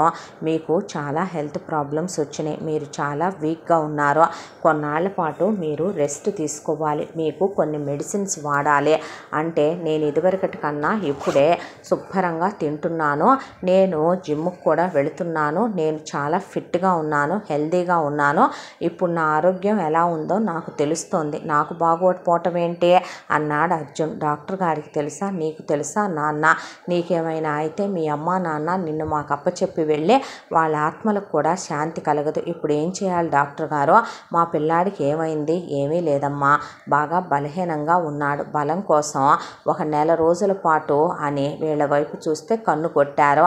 1 నెల రోజుల పాటు నీకు ఒక సెలైన్ పెడతాను, ప్రతిరోజు వచ్చే ఆ సెలైన్ పెడితే నీకు నీరసం పోయి నార్మల్ అవుతావు నువ్వు అన్న తర్వాత నాకేం అక్కర్లేదు అంటున్నా. సెలైనేగా నాన్న, పెట్టించుకోవచ్చుగా, 1 నెల రోజులు ఆఫీస్కి వెళ్ళినంత మాత్రాన మన ఆఫీసేగా, అంతకైతే బాబాయ్ డబుల్ జీతం వేస్తాడులే నీ అకౌంట్లో, ఊరుకోరా అంది కాచాయనే. ఇక అర్జున్ని గట్టిగా పట్టుకొని సెలైన్ పెట్టాడు డాక్టరు. పెట్టిన తర్వాత ఒక ఇంజెక్షన్ తీసుకొని అందులోకి ఎక్కించడం, అవన్నీ ఆ పక్కనే కూర్చొని సుబ్బులు చూస్తూ కూర్చుంటే, ఏమైంది మా ఆయనకి, ఎందుకు ఇవన్నీ చేయిస్తున్నావు, చదువురాని ముద్దు, నీకు తెలుసా ఏంటి అవన్నీ, వాడికి నీరసం రోగం వచ్చిందంట, మందు మానేశాడుగా వాడు, సిగరెట్లు మానేశాడుగా, మాంతే అందుకని వాడికి బలానికి మందెక్కిస్తున్నారులే కానీ దగ్గరే ఉండి చూసుకోవాడినే అని చెప్పి వీళ్ళు కిందకి వెళ్ళారు. కిందకి వెళ్ళిన తర్వాత కాసేపటి తర్వాత అర్జున్ పైన నుంచే కిందకి తూలుతూ మెట్ల మీద కిందకు వచ్చేపాటికి కాత్యాయని గట్టిగా పట్టుకొని వాటేసుకొని కుర్చీలో పెట్టింది, అర్జున్ని కోలేసే. అయితే పేపర్లు ఇటివ్వరా అంది గోవిందరావుని. సుబ్బులు పక్కనే ఉండే అమాయకంగా చూస్తుంటే, ఒరే అర్జున్, ఇక్కడ 4 సంతకాలు పడేయరా నువ్వు అనేలోపు ఆ పేపర్లు చేతిలోకి తీసుకొని, ఏంటిది పిన్ని అన్నాడు. అనేపాటికి ఒక్కసారిగా షాక్ అయి అలా నిలబడిపోయారు కాత్యాయని వాళ్ళ ఫ్యామిలీ. ఏంటిది అని అడుగుతున్నాను, తెలుగే నిన్ను అనేపాటికి, అది నీకు సెలైను, నాకే సెలైను పెట్టలేదులే కానీ, ఏ మత్తు ఎక్కలేదులే కానీ, ఇప్పటిదాకా వేసిన డ్రామాలు చాలే కానీ అన్నట్టు ఫ్యాక్టరీలో ఫినాన్షియల్ సెక్టార్లో నేను సంతకం పెడితే అక్కడ చెక్కులు అప్రూవ్ అవ్వటం ఏంటి, ఈ డాక్యుమెంట్ అప్రూవ్ అవ్వడం ఏంటి, దీని మీద నేను సంతకం పెట్టడం ఏంటి, ఇలా ఎన్ని సంవత్సరాలుగా, నాకు 19 సంవత్సరాలు వచ్చిన దగ్గర నుంచే చాలా కాగితాల మీద నేను మత్తులో సంతకాలు పెట్టినట్టు నాకు గుర్తొచ్చిందిలే కానీ అసలు ఏం జరిగింది ఏంటి నాటకం అంతా అనేపాటికి, అలాంటిదేమి లేదు, ఆ పేపర్లు ఇటివ్వు అనేసరికి, నేను ఆల్రెడీ ఈ డాక్యుమెంట్స్ చదివాను పిన్ని, నటించకో, ఏం జరుగుతుంది బాబాయ్ అనేపాటికి, ఏంట్రా నీ గొడవ అన్నారు శివరాజు. లాగి దవడబెట్టి తీస్తే, వెళ్ళి పెళ్ళాల మీద పడితే మామగుళ్ళనే కొడతావా, మిమ్మల్ని కూడా కొడతానే నేను, నా గురించి మీకు బాగా తెలియదేమో, నేను అర్జునుణ్ణే, సవ్యసాచి అంటారు, 2 చేతులతో ఇద్దరే కుత్తుకలు పట్టుకొని ఒత్తుతా జాగ్రత్త అనేపాటికి అలా నిలబడిపోయారు ఎక్కడ వాళ్ళక్కడ. వెంటనే సుబ్బుల్ని సంతకం పెట్టించవే అని కాత్యాయని అంటే, ఎందుకు పెట్టాలి సంతకం అని అడిగింది సుబ్బులు. నా మొగుడికి ఏ మత్తు మందు ఎక్కిచ్చి ఏం చేద్దామని డ్రామా ప్లే చేశారే మీరు అనేపాటికి సుబ్బుల మీద చెయ్యెత్తేసరికి అర్జున్ కాత్యాయన్ని తోస్తే వెళ్ళి గోవిందరావు రంగమ్మ మీద పడింది. ఇంటి ముందుకి 2 ఖరీదైన BMW కార్లు వచ్చి ఆగినాయి. అందులో నుంచి ఒక పెద్ద ఆయన ఒక పెద్ద ఆవిడ దిగారు. ఇంకొక కారులో నుంచి ఒక అబ్బాయి ఒక అమ్మాయి దిగారు.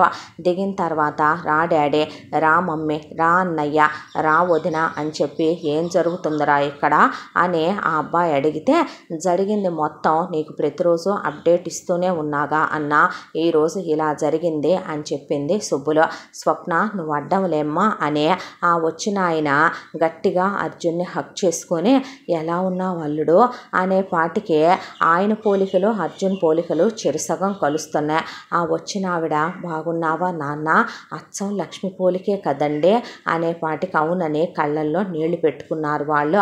ఎవరు మీరు, ఏంటిదంతా, స్వప్న ఎవరు అని అర్జున్ అలా అడిగేసరికి, నేనే బావా అంది సుబ్బులు ఉరఫ్ స్వప్న. అనేసరికి, అసలు ఏంట్రా ఇదంతా అన్నాడు. నిజం నేను చెప్తాను బావా నీకు అని, ముందు వీళ్ళని నీకు పరిచయం చేయాలిగా, ఈయన మా నాన్న భాస్కర్రావు, పెద్ద గవర్నమెంట్ సెక్టార్లో ఉన్నారు, ఇది ఆయన చేసే ఉద్యోగం, గవర్నమెంట్ ఎంప్లాయ్. ఈవిడ మా అమ్మ లలిత, వీడు మా అన్నయ్య డాక్టర్ ప్రమోద్. ఈ క్లినిక్ వాడిదే. ఈవిడ మా వదిన ప్రవల్లిక, ప్రస్తుతం ప్రెగ్నెంట్గా ఉంది. నేను డాక్టర్ స్వప్న, గైనిక్. నేను ప్రాక్టీస్కి వెళ్ళబోతున్నాను. ఈలోగానే కొన్ని విషయాలు తెలిసినే బావా అని చెప్పింది. నువ్వు నిజానిజాలు తెలుసుకోవాలంటే అసలు గతం ఎక్కడ మొదలైందో అక్కడి నుంచి మొదలు పెడదాము మనం కూడా. మా నాన్న పేరు భాస్కర్రావు, మీ అమ్మ పేరు అంటే మా అత్తయ్య పేరు లక్ష్మి. మా అత్తయ్య మా నాన్నకి చెల్లెలు. అయితే మా నాన్న మా అమ్మ లలితని వేరే కులం ఆవిడ్ని ప్రేమించి వాళ్ళింట్లో నుంచి లేపుకొచ్చి నానమ్మ తాతయ్య అంటే మీ అమ్మమ్మ తాతయ్య శారదాంబ కృష్ణమూర్తి ఒప్పుకోరు అని తెలిసి పెళ్లి చేసుకొని డైరెక్ట్గా తీసుకొచ్చి గుమ్మంలో నుంచోబెట్టారు మా డాడీ మా మమ్మీనే. ఆ విషయం తెలిసిన నానమ్మ తాతయ్య ఆ పెళ్లికి ఒప్పుకోలేదు సరికదా, అమ్మని వదిలేయమని, అమ్మని గెంటేయమని, కావాలంటే అమ్మని గట్టిగా ఉంచుకోమని, వాళ్ళు చేసిన సంబంధం చేసుకోమని మాట దాటాడు తాతయ్య. దాంతో ఇక నాన్నకి చాలా కోపం ఎక్కువ.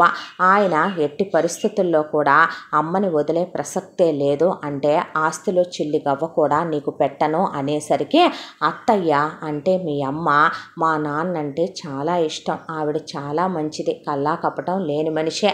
అన్నయ్యని వదిన్ని అలా మాట్లాడద్దు నాన్న, పెళ్ళి అయిపోయిన తర్వాత కులాల్ని చూపించి వాళ్ళని వేరు చేయటం కరెక్ట్ కాదంటే నీకేం తెలియదని ఆవిడ మీద చేయి చేసుకొని మా నాన్నని ఇంట్లోంచి బయటికి నడవమంటే నీ ఆస్తిలో నాకు చిల్లిగవ్వ అక్కర్లేదు అని మా నాన్న మా అమ్మని తీసుకొని వచ్చేసాడు.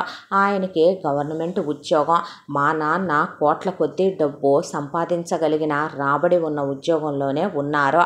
ఆ తరువాత మా అమ్మ నాన్న కాపురం పెట్టుకున్నారు. మా అమ్మతో పుట్టింటి వాళ్ళు కూడా మా నాన్నని పెళ్లి చేసుకుందని చెప్పకుండా నానమ్మ తాతయ్య అమ్మని యాక్సెప్ట్ చేయలేదని వాళ్ళు వెలివేశారు మా అమ్మనే. ఇక మా అమ్మ నాన్నే లైఫ్ లీడ్ చేసుకుంటూ వస్తూ ఉండగా ఈలోపు మీ అమ్మకి మీ నాన్న వెంకటేశ్వరరావు గారు దైవం మానుష రూపేణ అనేంత గొప్ప వ్యక్తి ఆయన. ఆ వెంకటేశ్వరరావు గారితో సంబంధం కుదుర్చుకొచ్చారు అమ్మమ్మ తాతయ్య. మీ నాన్నమ్మ పేరు శాంభవి, మీ తాతయ్య పేరు శంకరయ్య. స్థిరచరాస్తులు బాగా ఉన్నాయి మీ నాన్నగారికి కూడా. మీ నాన్నకు ఒక్కగానొక్క తమ్ముడు ఈ గోవిందరావు. ఆస్తిని సమానంగా పంచారు మీ నానమ్మ తాతయ్య. ఆ తర్వాత వాళ్ళు కాలం చేసేశారు. మీ నాన్నగారు మీ తాత నానమ్మ పంచినటువంటి ఆస్తిని వృధా పోనివ్వకుండా ఇప్పుడు ఏదైతే కనుక లక్ష్మీ ఇండస్ట్రీస్ ఉందో దాన్ని స్టార్ట్ చేసి ఆయన ఇప్పటి వరకు మన చుట్టుపక్కల ఉన్నటువంటి అన్ని ఊళ్ళకి కూడా ఒక మనిషికి రోజువారీ అవసరమైనటువంటి నిత్యావసరాలైన సరుకులు, పప్పులు, ఉప్పులు ఆయన వాటన్నిటినీ కూడా చాలా నాణ్యంగా మధ్యతరగతి వాళ్ళకు కూడా అందే విధంగా హోల్సేల్ రేట్లకు వెళ్ళే విధంగా ఆయన ఇండస్ట్రీని స్థాపించి అన్ని రకాల ప్రొడక్ట్స్ వెళ్ళేవి అక్కడి నుంచే. ఆయన చాలా డబ్బు సంపాదించాడు. మీ అమ్మకి చాలా బాధగా ఉండేదే మా నాన్నని తాతయ్య దూరం పెట్టాడని. మీ అమ్మకి మీ నాన్నతో పెళ్లి జరిగేటప్పుడు కూడా మా నాన్న వచ్చి ఆడపిల్లకి ఇవ్వాల్సిన పసుపు కుంకాలు ఇచ్చి ఈ పగలు కోపాలు ఎన్నాళ్ళు ఉంటాయి అన్నయ్య, నువ్వన్నా నాన్నని పలకరించొచ్చుగా అంటే ఆయనకే అంత పంతం ఉంటే నాకెంత ఉండాలమ్మా, నేనేం తప్పు చేశానని ఆయన నన్ను ఇంట్లోంచి బయటికి నడవమన్నాడు, నా భార్యని అనకూడని మాటలు అన్నాడు. అన్నయ్యగా నేను బాగానే ఉన్నాను, బతికే ఉన్నాను, నా పరిస్థితి బాగానే ఉంది, నేను నీకు చేయాల్సిన కార్యం చెయ్యాలనే ఇవి తీసుకొచ్చానని ఇచ్చేసి మా నాన్న కనీసం మీ నాన్న మొహం కూడా చూసింది లేదు. ఆ తర్వాత తిరిగి వచ్చి మా నాన్నకి ప్రమోషన్ వచ్చి ట్రాన్స్ఫర్ అయ్యి మా అమ్మ నాన్న వేరే ఊరికి వెళ్ళిపోయారు. తర్వాత మీ అమ్మ నాన్నకి వివాహం జరిగిపోయిందే. వివాహం అయిపోయిన మీ నాన్నే ఇంటికి అల్లుడు కాదు కొడుకయ్యాడు. ఎటు మా నాన్న తాతయ్య నానమ్మని ఎదిరించాడు అనే దాంతో ఆస్తి మొత్తం మీ అమ్మ పేరు మీద రాసేశారు. ఇక నానమ్మ తాతయ్య అయితే మీ అమ్మ మాత్రం ఎంత ఉత్తమురాలంటే మీ నాన్నతో అన్నయ్య ఆస్తి నేను ఉంచుకోకూడదండి, వాడికి బిడ్డలు పుడతారు, అది మహా పాపం కదో అంటే మనకెందుకు లక్ష్మి, మనకి నేను కష్టపడలేకనా, మీ అన్నయ్యది మొత్తం మీ అన్నయ్యకే ఇచ్చేద్దు కానీ ఎక్కడున్నాడో కనుక్కుంటానని మీ నాన్న మా నాన్న కోసం చాలా వెతికించాడంట పాపం. కానీ మా నాన్న అడ్రస్సులు ఫోన్ నెంబర్లు లేకపోవటం, ఆఫీసు మారిపోవటం, వేరే ఊరికి వెళ్ళిపోవటం, మా ఆచూకి మీ నాన్నకి ఎక్కడా తెలియలేదు. ఈలోపు అమ్మమ్మ తాతయ్యలు కూడా కాలం చేసేశారు. ఇక దాంతో అల్లుడైనా కొడుకైనా ఆయనే కాబట్టి మా నాన్న కోసం చాలా ప్రయత్నించి వెతికి ఎక్కడా ఆచూకీ దొరక్క ఆయనే అంత్యక్రియలు కూడా పూర్తి చేసిన గొప్ప వ్యక్తి మీ నాన్న. ఆ తరువాత ఇక మా నాన్నకి మా అన్నయ్య పుట్టాడు. మా అన్నయ్య పుట్టిన తరువాత ఈలోపు ఇక్కడ మీ అమ్మ గర్భవతి అయ్యింది. మీ అమ్మకి నువ్వు పుట్టావు. మీ నానమ్మ తాతయ్య ఆస్తిని సమానంగా పంచితే మీ నాన్నగారేమో దాన్ని వ్యాపారంలో పెట్టి దాన్ని 10ంతలుగా పెంచాడు. ఈ గోవిందరావు కాచాయని మాటలు విని అడ్డమైన వ్యాపారాలు పెట్టి నెత్తి మీద గుడ్డేసుకొని అడుక్కు తినే స్టేజ్కి వచ్చి మీ ఇంటికి వచ్చి మీ నాన్న ముందు ముష్టెత్తుకుంటున్నట్టు జోలి చాపితే ప్రతి నెల కూడా వీళ్ళకి ముష్టేసేవాడు మీ నాన్న. వీళ్ళ కొడుకులకి కూడా డబ్బులిచ్చి పంపించేవాళ్ళు మీ అమ్మ నాన్న. ఉప్పు పప్పు మీ అమ్మ కట్టి తీసి పారేసిన చీరలో కొత్త చీరలో అడుక్కొని ఎత్తుకెళ్ళేది ఈ కాత్యాయనే. ఆ తర్వాత అనుకోకుండా మీ అమ్మ నాన్న ఒకరోజు యాక్సిడెంట్లో చనిపోయారు. ఆ తర్వాత ఇక నీ బాధ్యతలు తీసుకునే వాళ్ళు ఎవరూ లేరు. నిజానికి అసలు మా నాన్నకి ఇలా అత్తయ్య మామయ్య పోయారనే విషయమే తెలీదు. నువ్వనేవాడివి ఒకడు ఉన్నావని ఇలా జరిగిందనే తెలీదు. వీళ్ళు నిన్ను తీసుకెళ్లాలేమని ఏం అనుకోలేదు. అనాథాశ్రమంలో పడేద్దాం అనుకున్నారు. ఆస్తి నొక్కేద్దాం అనుకున్నారు. అయితే అప్పుడే వచ్చి లాయర్ ఒక బాంబు పేల్చాడు. అదేంటంటే పోయిన మీ నాన్న వెంకటేశ్వరరావు గారు ఆయన పేరు మీద ఉన్న ఆస్తిగానే కోట్ల రూపాయల ఆస్తి తాతయ్య నానమ్మ మాది మీ అమ్మది కలిపి మీ అమ్మ పేరు మీద రాసిన ఆస్తి కానీ మొత్తం కూడాను నీకు పెళ్ళయ్యి నీ పిల్లలు తిరిగి మళ్ళీ వాళ్ళు మేజర్లు అయిన తరువాతే దాని మీద క్రయ విక్రయాది హక్కులు నీకు వస్తాయని, లేకపోతే నీకు ఆస్తి మీద ఎలాంటి హక్కు రాదని ఆయన అప్పటి వరకు మాత్రం దాని మీద వచ్చేటటువంటి ఆదాయాన్ని తినొచ్చని ఆయన అలా రాశాడని చెప్పి వెళ్ళిన తర్వాత కనీసం గుడ్లో మెల్ల ఆదాయమైనా సరే కాస్తొస్తుందా ఏంటి అనే దాంతో నిన్ను తెచ్చి నిన్ను ఒంటరిని చేసి నిన్ను ఇంట్లో పెట్టి పెంచడం మొదలుపెట్టారు వీళ్ళు. నిన్ను పంజరంలో చిలకని చెయ్యాలనుకున్నారు, బయటికి వదలకూడదు అనుకున్నారు. అయితే మీ అమ్మా నాన్న చెప్పిన మాటలు నీ మీద పనిచేసి నువ్వు చదువుకి ఫస్ట్ ప్రయారిటీ ఇచ్చే చదువు అంటున్నావనే నిన్ను స్మోకింగ్కి డ్రింకింగ్కి అమ్మాయిలకి అలవాటు చేశారు. బై గాడ్ గ్రేస్ ఏంటంటే నువ్వు ఇంగ్లీష్ మీడియం స్కూల్లో చదువుకోవటం వల్ల నీకు కాండోమ్స్ గురించి తెలిసే నువ్వు యూస్ చేసావు. కానీ లేకపోతే ఎన్నో భయంకరమైన సుఖవ్యాధులు వచ్చి ఈ పాటికి నువ్వు పోవటం కూడా అయిపోయి ఉండేదే. ఆ తరువాత తన కొడుకుల్ని మాత్రం ఎంతో ఉత్తముల్లాగా పెంచుతున్నాననుకుంది ఈ పతివ్రత. ఎంత దాంట్లో ఈ గోవిందరావుకి ఆ రంగమ్మకే ఇదేదో దాని అంతరంగిక పని మనిషి అని ఇది ఫీల్ అవుద్ది. కానీ వాడికి దానికి ఎప్పటి నుంచో ఎఫ్ఐఆర్ ఉంది. వాడు దానికి తాళి కట్టని మొగుడు. వాడు దాంతో రోజు క్లోజ్ అవుతాడు. దానికి తోడు దానికి తాళి కట్టనని పిల్లల్ని కననని దాని వాళ్ళందరూ మెయింటెనెన్స్లు ఈ గోవిందరావు గాడే చూస్తాడు. ఆ విషయం తెలియని ఇది పెద్ద పతివ్రతను అనుకొని అందరినీ ఉద్ధరించాలనుకుంటుంది. వీళ్ళ కోడళ్ళిద్దరూ నీతో కాల్జారైనా సరే నీతో ఎలాగైనా సరే ఆస్తి మెల్లగా ఒకదాని పేరు మీద పెట్టించుకోవాలని ఒకటి, ఇంకో దాని పేరు మీదకు మార్పించుకోవాలని ఇంకొకటి, తెగ సామధాన భేద దండోపాయాలు వాడుతూ రోజు ఫోన్ నెట్వర్కులు పనిచేయట్లేదు అది ఇది అని పై ఫ్లోర్లోకి వచ్చి నీ వైపు లుక్కులు వేసి వెళుతూ ఉంటాయి. ఇక ఈ కాచాయని కొడుకుల్ని ఎంతో ఉత్తముల్లాగా పెంచానని ఇది ఫీల్ అయిపోతుంటే ఈ ఎదవలకి డ్రింకింగ్ ఉంది, స్మోకింగ్ ఉంది. డైరెక్ట్గా ఒక్కొక్కడు 3 ఫ్యామిలీలు వేశ్యల్ని పెట్టి మెయింటైన్ చేసుకొస్తున్నారు వీళ్ళిద్దరూ కూడా. వీళ్ళ యొక్క బ్రతుకులని వీళ్ళు మళ్ళీ అందరినీ చెడగొట్టాలనుకోవటం. మొత్తానికి ఇప్పుడు వీళ్ళు అనుకుంటుంది ఒకటే బావా, వీళ్ళకి ఏ ఫైనాన్షియల్గా ₹1 కావాలన్నా సరే ఆల్మోస్ట్ కోట్లు ఒక్కొక్కళ్ళ అకౌంట్లో బాగానే వెనకేసుకున్నారు. ఇప్పుడు నువ్వు పతనం అయిపోవాలి, నువ్వు నాశనం అయిపోవాలి. అందుకే నీకు చదువు సంధ్య ఉన్న పెళ్ళాం అయితే ఇవన్నీ తెలుసుకొని క్వశ్చన్ చేస్తుంది. కాబట్టి నీకు ఒక పనికి మాలిన దాన్నిచ్చి పెళ్లి చేయాలనుకున్నారు. ఉన్నారు. మా నాన్న ఒక రోజున అనుకోకుండా మీ ప్రొడక్ట్స్ ఆన్లైన్లో కూడా రావటం మొదలైంది. మీ నాన్నగారు మీ ఆంబులం పక్కనే అత్తయ్య బొమ్మ కూడా వేయించి ఆయన మార్కెట్ చేయించడం చాలా యూజ్ అయింది. మా అమ్మ మామూలుగా సరుకులు ఆర్డర్ చేసిందే. అయితే ఆ సరుకులు ఇంటికి వస్తే మా నాన్న అనుకోకుండా అత్తయ్య ఫోటో చూసి గుర్తుపట్టాడు. ఆ తరువాత ఇక డీటెయిల్స్ కనుక్కుంటూ వెళ్తే మా అన్నయ్య డాక్టరే కాబట్టి మా అన్నయ్యకి పలుకుబడింది. నాన్న గవర్నమెంట్ సెక్టార్లో ఉన్నాడు కాబట్టి కనుక్కోవటం పెద్ద కష్టం కాలేదు. అలా కనుక్కుంటూ వెళ్తే ఇక ముందు నానమ్మ తాతయ్య చనిపోయారని, ఆస్తి మొత్తం అమ్మ పేరు మీద రాశారని తెలిసిందే. మీ అమ్మా నాన్న ఉండే ఊరికి వెళ్ళారు. వెళ్తే అక్కడ మీ అమ్మా నాన్న పోయారని, నువ్వు మీ బాబాయ్ పిన్ని చేతుల్లోకి వెళ్ళిపోయావని తెలిసిందే. వీళ్ళు నిన్నెక్కడికి తీసుకెళ్లారన్నది తెలియదని వాళ్ళు చెప్పారు.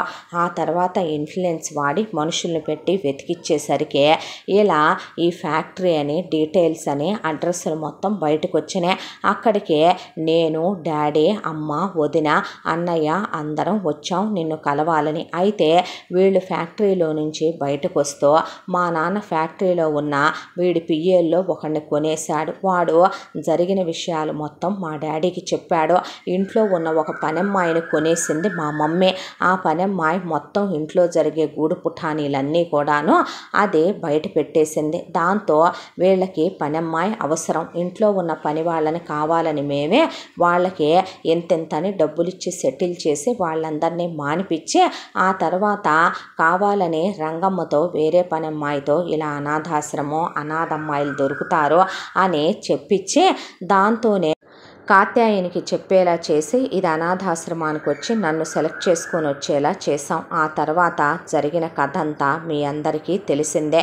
నువ్వంత తొందరగా స్మోకింగ్ డ్రింకింగ్ ఎలా మానాననుకుంటున్నావు బావా? నేను మొక్కిన మొక్కులు నిజం, నీ కోసం నేను చేసిన నిజం. కాకపోతే నువ్వు మత్తులో పడిపోయి ఉన్నప్పుడు నేను యాంటీ డ్రగ్స్ ఇచ్చుకుంటూ వచ్చాను అన్నయ్యని అడిగి నీకు. దాంతోనే నువ్వు అంత తొందరగా స్మోకింగ్ డ్రింకింగ్ మానేయగలిగావు. నీకు అన్ని టెస్టులు చేశాను బ్లడ్ శాంపిల్స్ తీసుకుని. నువ్వు పర్ఫెక్ట్ హెల్దీగా ఉన్నావని తెలిసిన తర్వాత నీకు తెలియకుండానే నీకు నరాల బలానికి నీకు తెలియకుండానే నీకు చాలా మెడిసిన్స్ ఇస్తూ వచ్చాను. కాబట్టి నువ్వు త్వరగా క్యూర్ అయ్యి హెల్దీగా మారావు. నిన్ను ఎలాగైనా కలిసి జరిగిన మోసం గురించి చెప్పాలనుకున్నారు. నాన్నొస్తే ప్రమాదం జరుగుద్దని తెలుసు, వీళ్ళు ఒప్పుకోరని తెలుసు. అమ్మ వచ్చినా వీళ్లతో గెలవలేదు. వదిన ప్రెగ్నెంట్గా ఉంది. అన్నయ్య హాస్పిటల్ వదిలి రాలేడు. రెండోది నీ దాకా చేరుకోవాలంటే అది మగాళ్ళైన నాన్న వల్ల అన్నయ్య వల్ల అయ్యే పని కాదు. ఇక వదిన అమాయకురాలు, అమ్మ వల్ల ఇలాంటి తేలవు. దాంతో నేనే వస్తానన్నాను. నీ గురించి తెలుసుకోవాలనుకున్నాను. అలా వచ్చాను. ఎప్పుడు చూసినా మత్తులో పడుండేవాడివి. నేను పర్సనల్గా తెచ్చుకున్న ఫోన్లో నుంచి నీ ఫొటోస్ అన్నీ మా డాడీకి మమ్మీకి అన్నయ్య వాళ్ళకి సెండ్ చేశాను. ప్రతి ఒక్క విషయం మాతో చెప్పేది అర్జున్. తను నువ్వంటే చాలా ఇష్టపడింది తెలుసా నీకు? నిన్ను ఇష్టంతోనే ప్రేమించి పెళ్లి చేసుకుంది తెలుసా అని చెప్పాడు ప్రమోద్. నువ్వు తన చదువుకోమంటున్నావని బుక్స్ తీసుకొచ్చావని, మళ్ళీ ఇప్పుడు ఎంత చదువుతున్నా చదువు బుర్రకెక్కట్లేదని, మా ఆయన అంత స్మోక్ చేసినా డ్రింక్ చేసినా మా ఆయనకు అన్నీ గుర్తున్నాయని, తను చాలా టాలెంటెడ్ తెలుసా అని నీ గురించి చాలా గొప్పగా చెప్పేదే తెలుసా అర్జున్ అన్నాడు ప్రమోద్. అన్న తర్వాత అర్జున్ కళ్ళల్లో నీళ్లు తిరిగిపోయి ఇక లాగి దవడబెట్టి తీస్తే శివరాజునే వెళ్ళి గోవిందరావు కాత్యాయని మీద పడే తలలు దించుకొని అలా నుంచుంటే మనుషుల పశువులా మీరు? మా అమ్మ నాన్నలు పోతే నాకు ముష్టేసి పెంచారా? ఎవరి ఆస్తి ఎవరు ఎంతకాలం నుంచి అనుభవిస్తూ వచ్చారు పిన్నే. ఒక విషయం చెప్పమంటావా? ఎంతకాలం నన్ను పెంచారు కాబట్టే మీ దగ్గర ఉంచుకొని చూసామని అంటున్నారు కాబట్టే ఈ ఇల్లు మాత్రమే నేను మీకు వదిలేస్తున్నాను. ఎందుకంటే ఈ ఇంట్లో నా గుడ్ మెమరీస్ కన్నా బ్యాడ్ మెమరీసే ఎక్కువగా ఉన్నాయి. నా తండ్రి ఇచ్చిన ఆస్తిలో చిల్లి గవ్వ కూడా నేను నా అనే హక్కుల్ని నేను వదులుకోవాలనుకోవటం లేదు. ఒక విషయం చెప్పమంటావా పిన్నే? నీ వరకే నువ్వు వేసల్ని పంపించి పెంచాను అనుకుంటున్నావు కదా బాబాయ్, నీ కోడళ్ళు వచ్చి ఎన్నోసార్లు నన్ను టెంప్ట్ చేద్దామని న్యూడ్గా నా ముందు తిరిగిన రోజులు కూడా ఉన్నాయి, నేను మత్తులో ఉండి టెంప్ట్ అవుతానేమోనని. అప్పుడు ఏమై ఉండేదో తెలుసారా, మీ పెళ్ళాలని నేను వావి వరుసలు మర్చిపోయి టచ్ చేసుంటే మీకు పుట్టిన పిల్లల్లో మీ పోలికలు ఉన్నాయో నా పోలికలు ఉన్నాయో వెతుక్కోవాల్సి వచ్చేదే. పిన్ని అంటే తల్లి తర్వాత తల్లి లాంటి దానివే, బాబాయ్ అంటే తండ్రి తర్వాత తండ్రి లాంటి వాడు. ఏరా నేను మీకు అన్నయ్యనవుతాను, మీ పెళ్ళాలకి నేను బావంటే తండ్రితో అన్నతో సమానం కదో. దిగజారిపోయిన మీకు బావి వరుసలు ఏముంటాయి లేరా, నీతి జాతి లేని వెదవల్లారా. కేవలం చీప్ డబ్బు కోసమా ఇలా చేసిందే. ఇలా కాకుండా మీరు నన్ను నీతి నిజాయితీలతో పెంచే నిజాయితీగా సగభాగం అడిగున్నా కూడా మీకు ఇచ్చేసి ఉండేవాడినే. నాకు ఆస్తి మీద వ్యామోహాలు, కోరికలు, డబ్బు మీద ఇష్టాలు పెంచుకోవటానికి మీలాంటి స్వార్థపరుణ్ణి కాదు నేను. కానీ ఒకటి చెప్తున్నాను, మళ్ళీ నా జీవితంలోకి వద్దామని కానీ, నా జీవితాన్ని మళ్ళీ మీరు నాశనం చేద్దామని కానీ, నా డబ్బు మీద ఆస్తి మీద కన్నేద్దామని కానీ, ఫ్యాక్టరీలో కాలు పెడదామని కానీ అనుకుంటే ఈసారి మాత్రం మిమ్మల్ని టాలరేట్ చేసి వదిలేను. ఇప్పుడు కూడా మిమ్మల్ని పోలీస్ స్టేషన్కి ఎందుకు పంపకుండా వెళుతున్నానో తెలుసా, చిన్నప్పటి నుంచి మా అమ్మ నాన్న పోతే తెచ్చి నన్ను చాలా గొప్పగా మీరు పెంచారు కదా, ప్రాణాలతో బతికించే ఉంచారు కదా, ఆ ఒక్క విశ్వాసం మీ మీద ఉంచి నేను వెళ్ళిపోతున్నాను. మళ్ళీ మీ ముఖాలు కూడా నాకు చూపించొద్దు అన్నాక వెళ్ళిపోదాంరా అని స్వప్న చేపట్టుకున్నాడు అర్జున్. అక్కడి నుంచి వెళ్ళిపోతాం బావా, నాకైతే వీళ్ళని వదలాలని లేదు, వీళ్ళని చీల్చి చెండాడాలని ఉందే అనే పాటికి థూ వీళ్ళు ఇంకా బ్రతుకున్నారనుకుంటున్నారా ఏంటి మావయ్య, వెళదాం పదమనమని ఆ తర్వాత స్వప్నం తీసుకొని అర్జున్ అక్కడ మేనమామ మేనత్తల ఊరు వెళ్ళిపోయాడు. వాళ్ళ ఆస్తే వాళ్ళకి వాళ్ళమ్మ ఏదైతే కనుక రాసుంచిందో అది వాళ్ళకి అప్పచెప్తే మాకెందుకయ్యా అన్నా సరే మీ హక్కు మీరు తీసేసుకోండి అని వాళ్ళకి ఇచ్చేశాడు. ఆ తర్వాత ప్రమోద్ హాస్పిటల్కి వెళుతూ ప్రవల్లిక ప్రెగ్నెంట్గా ఉంటే అత్తయ్య మావయ్యలతో నాకంటూ ఉంది మీరే, మీరు తప్ప నాకెవరూ లేరు, మీరే నా తల్లిదండ్రులు, నువ్వే నాకు అన్నవైనా బావైనా అని ప్రమోద్ని కౌగిలించుకున్నాడు. ఆ తర్వాత ఇంతకీ డాక్టర్ స్వప్న సుబ్బులైపోయింది. నువ్వు సుబ్బులుగానే బాగున్నావు అవునా బాబుగారు అని నవ్విచ్చాడు. ఆ తర్వాత ఇక ఫ్యాక్టరీలోకి గోవిందరావు వాళ్ళని అలౌ చెయ్యొద్దని తనే వెళ్ళే ఫ్యాక్టరీ వర్క్లన్నీ టేక్ ఓవర్ చేయటం మొదలుపెట్టాడు అర్జున్. స్వప్న హాస్పిటల్కి వెళ్ళటం మొదలుపెట్టింది. ఈలోపు ప్రమోద్ వైఫ్ ప్రవల్లిక డెలివరీ అయ్యి బాబు పుట్టాడు. మొత్తానికి ఏ అన్నయ్య పాత ఎక్స్ జ్ఞాపకాలు ఏమన్నా గుర్తొస్తున్నాయా అంది స్వప్న. అదేంటి అన్నాడు అర్జున్. నీకు తెలీదా, అన్నయ్య 5 ఏళ్ళు ఎంబీబీఎస్లో ఒక పాపను లవ్ చేశాడులే. ఆ బ్రేకప్ ఫేజ్లో నుంచే ఆ పాపతో ఇంటిమేషన్స్ కూడా అయిపోయినాయి. బయటికి రావడానికని అన్నయ్య అబ్రాడ్ కూడా వెళ్ళొచ్చాక వదిన డాక్టర్ కాదు అనుకోకుండా పరిచయం అయింది. వదిన అమాయకత్వంలో పడి అవన్నీ మర్చిపోయాడు. ఆ వదినతో ఈ విషయాలేమీ తెలియకుండానే పెళ్లి చేసుకొని నెట్టుకొచ్చేస్తున్నాడు అనేపాటికి చెప్పొచ్చు కదా అన్నాడు అర్జున్. అందరూ నువ్వు చెప్పినంత ఇదిగా చెప్తే స్వప్నంతా టేకిటీజీగా తీసుకోరు, అది పెద్ద తింగర్దే. ఇప్పుడు నేను చెప్పాననుకో అప్పుడు నిజం దాశానని, ఒకవేళ నేను దాన్ని ఇప్పటికే మోసం చేస్తున్నానని ఇప్పుడైనా నాకు విడాకులు ఇచ్చి వెళ్ళిపోయే రకం. ఎందుకు పాస్ట్ ఈజ్ పాస్ట్ అయిపోయిందిగా అర్జున్ అన్నాడు ప్రమోద్. ఇప్పుడు నేను ఫాదర్ని కూడా అయ్యాను, ఐఎమ్ కంప్లీట్ జెంటిల్మ్యాన్ యూనో, ఇప్పుడు ఫ్యామిలీ మ్యాన్ అయిపోయాను కదా అని నవ్వేసేపాటికే అలా అందరి నవ్వుల మధ్య ప్రియమైన తన భార్యనే మనసు నిండా గుండెల నిండా చూసుకుంటూ అలా ఆనందంగా రోజులు గడిచిపోతూ ఆ తర్వాత అర్జున్కి స్వప్నకి కూడా 2 పిల్లలు పుట్టారు. హ్యాపీగా భాస్కర్ రావు లలితతోనే అర్జున్ స్వప్న ఒకవైపున ప్రమోదు ప్రవల్లిక ఉంటూ వాళ్ళ పక్కనే ఒక విల్లా కొనుక్కున్నారు అర్జున్ వాళ్ళు. హ్యాపీగా తన భార్య హాస్పిటల్కి వెళ్ళొస్తూ తన ఫ్యాక్టరీకి వెళ్ళొస్తూ తన పిల్లల్ని చూసుకుంటూ అర్జున్ది ఒక కంప్లీట్ లైఫ్. వాళ్ళ అమ్మ నాన్న పెద్ద పెద్ద ఫోటోలు కట్టించి పెట్టుకొని ఆబ్దికాలు పెట్టుకుంటూ ఎన్నాళ్ళు చేసిన తప్పులకి వాళ్ళకి ఆత్మశాంతి కలగాలని క్షమాపణలు చెప్పుకున్నారు. కొనుక్కున్నాడు అర్జున్.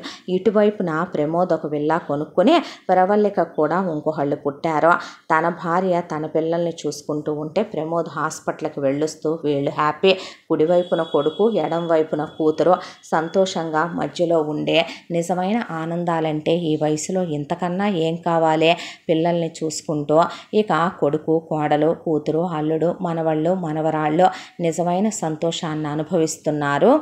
భాస్కర్ రావు దంపతులు ఫ్యామిలీ ట్రిప్పులు వెళ్ళి రావటం, పిక్నిక్లకు వెళ్ళి రావటం, వైఫ్ అండ్ హస్బెండ్ ట్రిప్పులకి వెళ్ళి రావటం, ప్రతి రాత్రి తొలి రాత్రిలాగా భార్యతో గడపటం, సరిగంగా స్నానాలు చేయటం, సంతోషంగా ఉండటం, పిల్లలతో ఆడుకోవటం, భార్యాభర్తలు కలిసి ఇక ఎన్నో రకాల జోక్స్ వేసుకోవటం, కలిసి వంట చేసుకోవటం, నవ్వుకుంటూ సందడిగా సరదాగా అర్జున్ లైఫ్లో నిజమైన ఆనందాలన్నీ తీసుకొచ్చింది సుబ్బులమ్మ, అంటే మన స్వప్నమ్మ.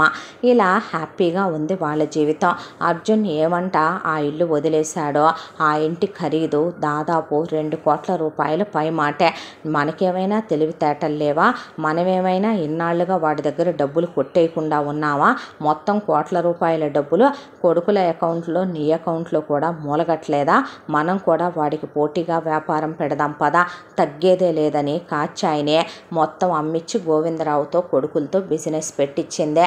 కాచాయిని ఏ బిజినెస్ పెట్టినా అది ఎప్పట్లా దివాళా తీయటమే కాబట్టి అది 2 ఏళ్ళు తిరిగొచ్చేపాటికి శుభ్రంగా దివాళా తీసి గోవిందా గోవిందా అనే మళ్ళీ నెత్తిన గుడ్డేసుకున్నారు. దాంతో చేసేదేమీ లేక వియ్యాల వాళ్ళు వచ్చి ఉమ్మూసి నానా మాటలు అని వెళితే కోడళ్ళకి పుట్టింటోళ్ళు ఇచ్చిన డబ్బులతో చెరొక అపార్ట్మెంట్ కొనుక్కొని కాత్యాయనినే ఒకింట్లో పని మనిషిని చేస్తే రంగమ్మనే ఒకింట్లో పని మనిషిని చేసి మొత్తానికి కొడుకులిద్దరూ ఉద్యోగాలకు వెళ్ళొస్తూ కోడళ్ళు బాయ్ ఫ్రెండ్స్ని పిలిపించుకున్న కొడుకులే అంటానికి లేదు. కొడుకులు చెడు తిరుగుళ్ళు తిరిగినా కోడళ్ళేమీ అంటానికి లేదు. కొట్టుకుంటూ తిట్టుకుంటూ ఒకవైపున మధ్యలో కాత్యాయన్ని తంతూ, రంగమ్మని తంతూ, గోవిందరావుని తంతూ, ఇక గోవిందరావుని 2 ఏళ్లకి కలిపి పిల్లలకి డ్రైవర్ని చేసేసి అటు ఇటు తిప్పుతూ కూరగాయలు తెప్పిస్తూ, సరుకులు తెప్పిస్తూ పెద్ద పాలేరుగాడిని చేసేసారు కోడళ్ళు. ఇలా వీళ్ళ బ్రతుకులు మనం ఎంత ఇచ్చినా సరే కొంతమంది జీవితాలను మాత్రం బాగు చేయలేం. ఎంగిలి విస్తరాకులు అవి అలా ఉండటానికే ఇష్టపడతాయి. కోవెల్లో భగవంతుడు ముందు పెట్టే నైవేద్యం గిన్నెలు కావటానికే అవి ఇష్టపడవు అన్నారంట పెద్దవాళ్ళు. ఆ విషయాన్నే వీళ్ళు నిజం చేసి వీళ్ళు కుక్క బతుకుని ఇలా ఏడవటం మొదలుపెట్టారు. చివరికి అర్జున్ మాత్రం తన తల్లిదండ్రుల కళ నిజం చేశాడు. తన ప్రియమైన భార్యతో, తన బిడ్డలతో సంతోషంగా ఉంటూ ఆనందంగా కాలం గడపసాగాడు. ఎలాంటి మనిషినైనా సరే నిజంగా వాళ్ళు మారే వాళ్ళైతే, మృగాలు కాని వాళ్ళైతే మార్చటం ఏ ఆడదానికి కూడా అసాధ్యం కాదు. తన జీవితాన్ని నిలబెట్టుకోవటం కూడా గొప్ప విషయమో కాదు. తను నిజం చెప్పాలంటే స్వప్న అర్జున్ని ప్రేమించిందే. తన ప్రేమే అతన్ని మార్చిందే. కాబట్టే వాళ్ళంత అన్యోన్యంగా పిల్లా పాపలతో చల్లగా ఉన్నారు. నలుగురు మంచి మనం తలిస్తే మన మంచి ఎప్పుడూ దైవం తలుస్తాడంటానికి నిదర్శనమే ఈ కథ. ఇంతటితో ఈ కథ సమాప్తం. మళ్ళీ మరొక మంచి కథతో కలుసుకుందాం. తప్పకుండా మన ఛానల్ని లైక్ చేయండి, షేర్ చేయండి, సబ్స్క్రైబ్ చేయండి. బెల్ ఐకాన్ క్లిక్ చేసి ఆల్ అనే బటన్ని ప్రెస్ చేయడం మర్చిపోకండి. ఈ కథను మనకు అందించిన కథా రచయిత్రి జి. యామిని శ్రీనివాస్ గారు. Thank you.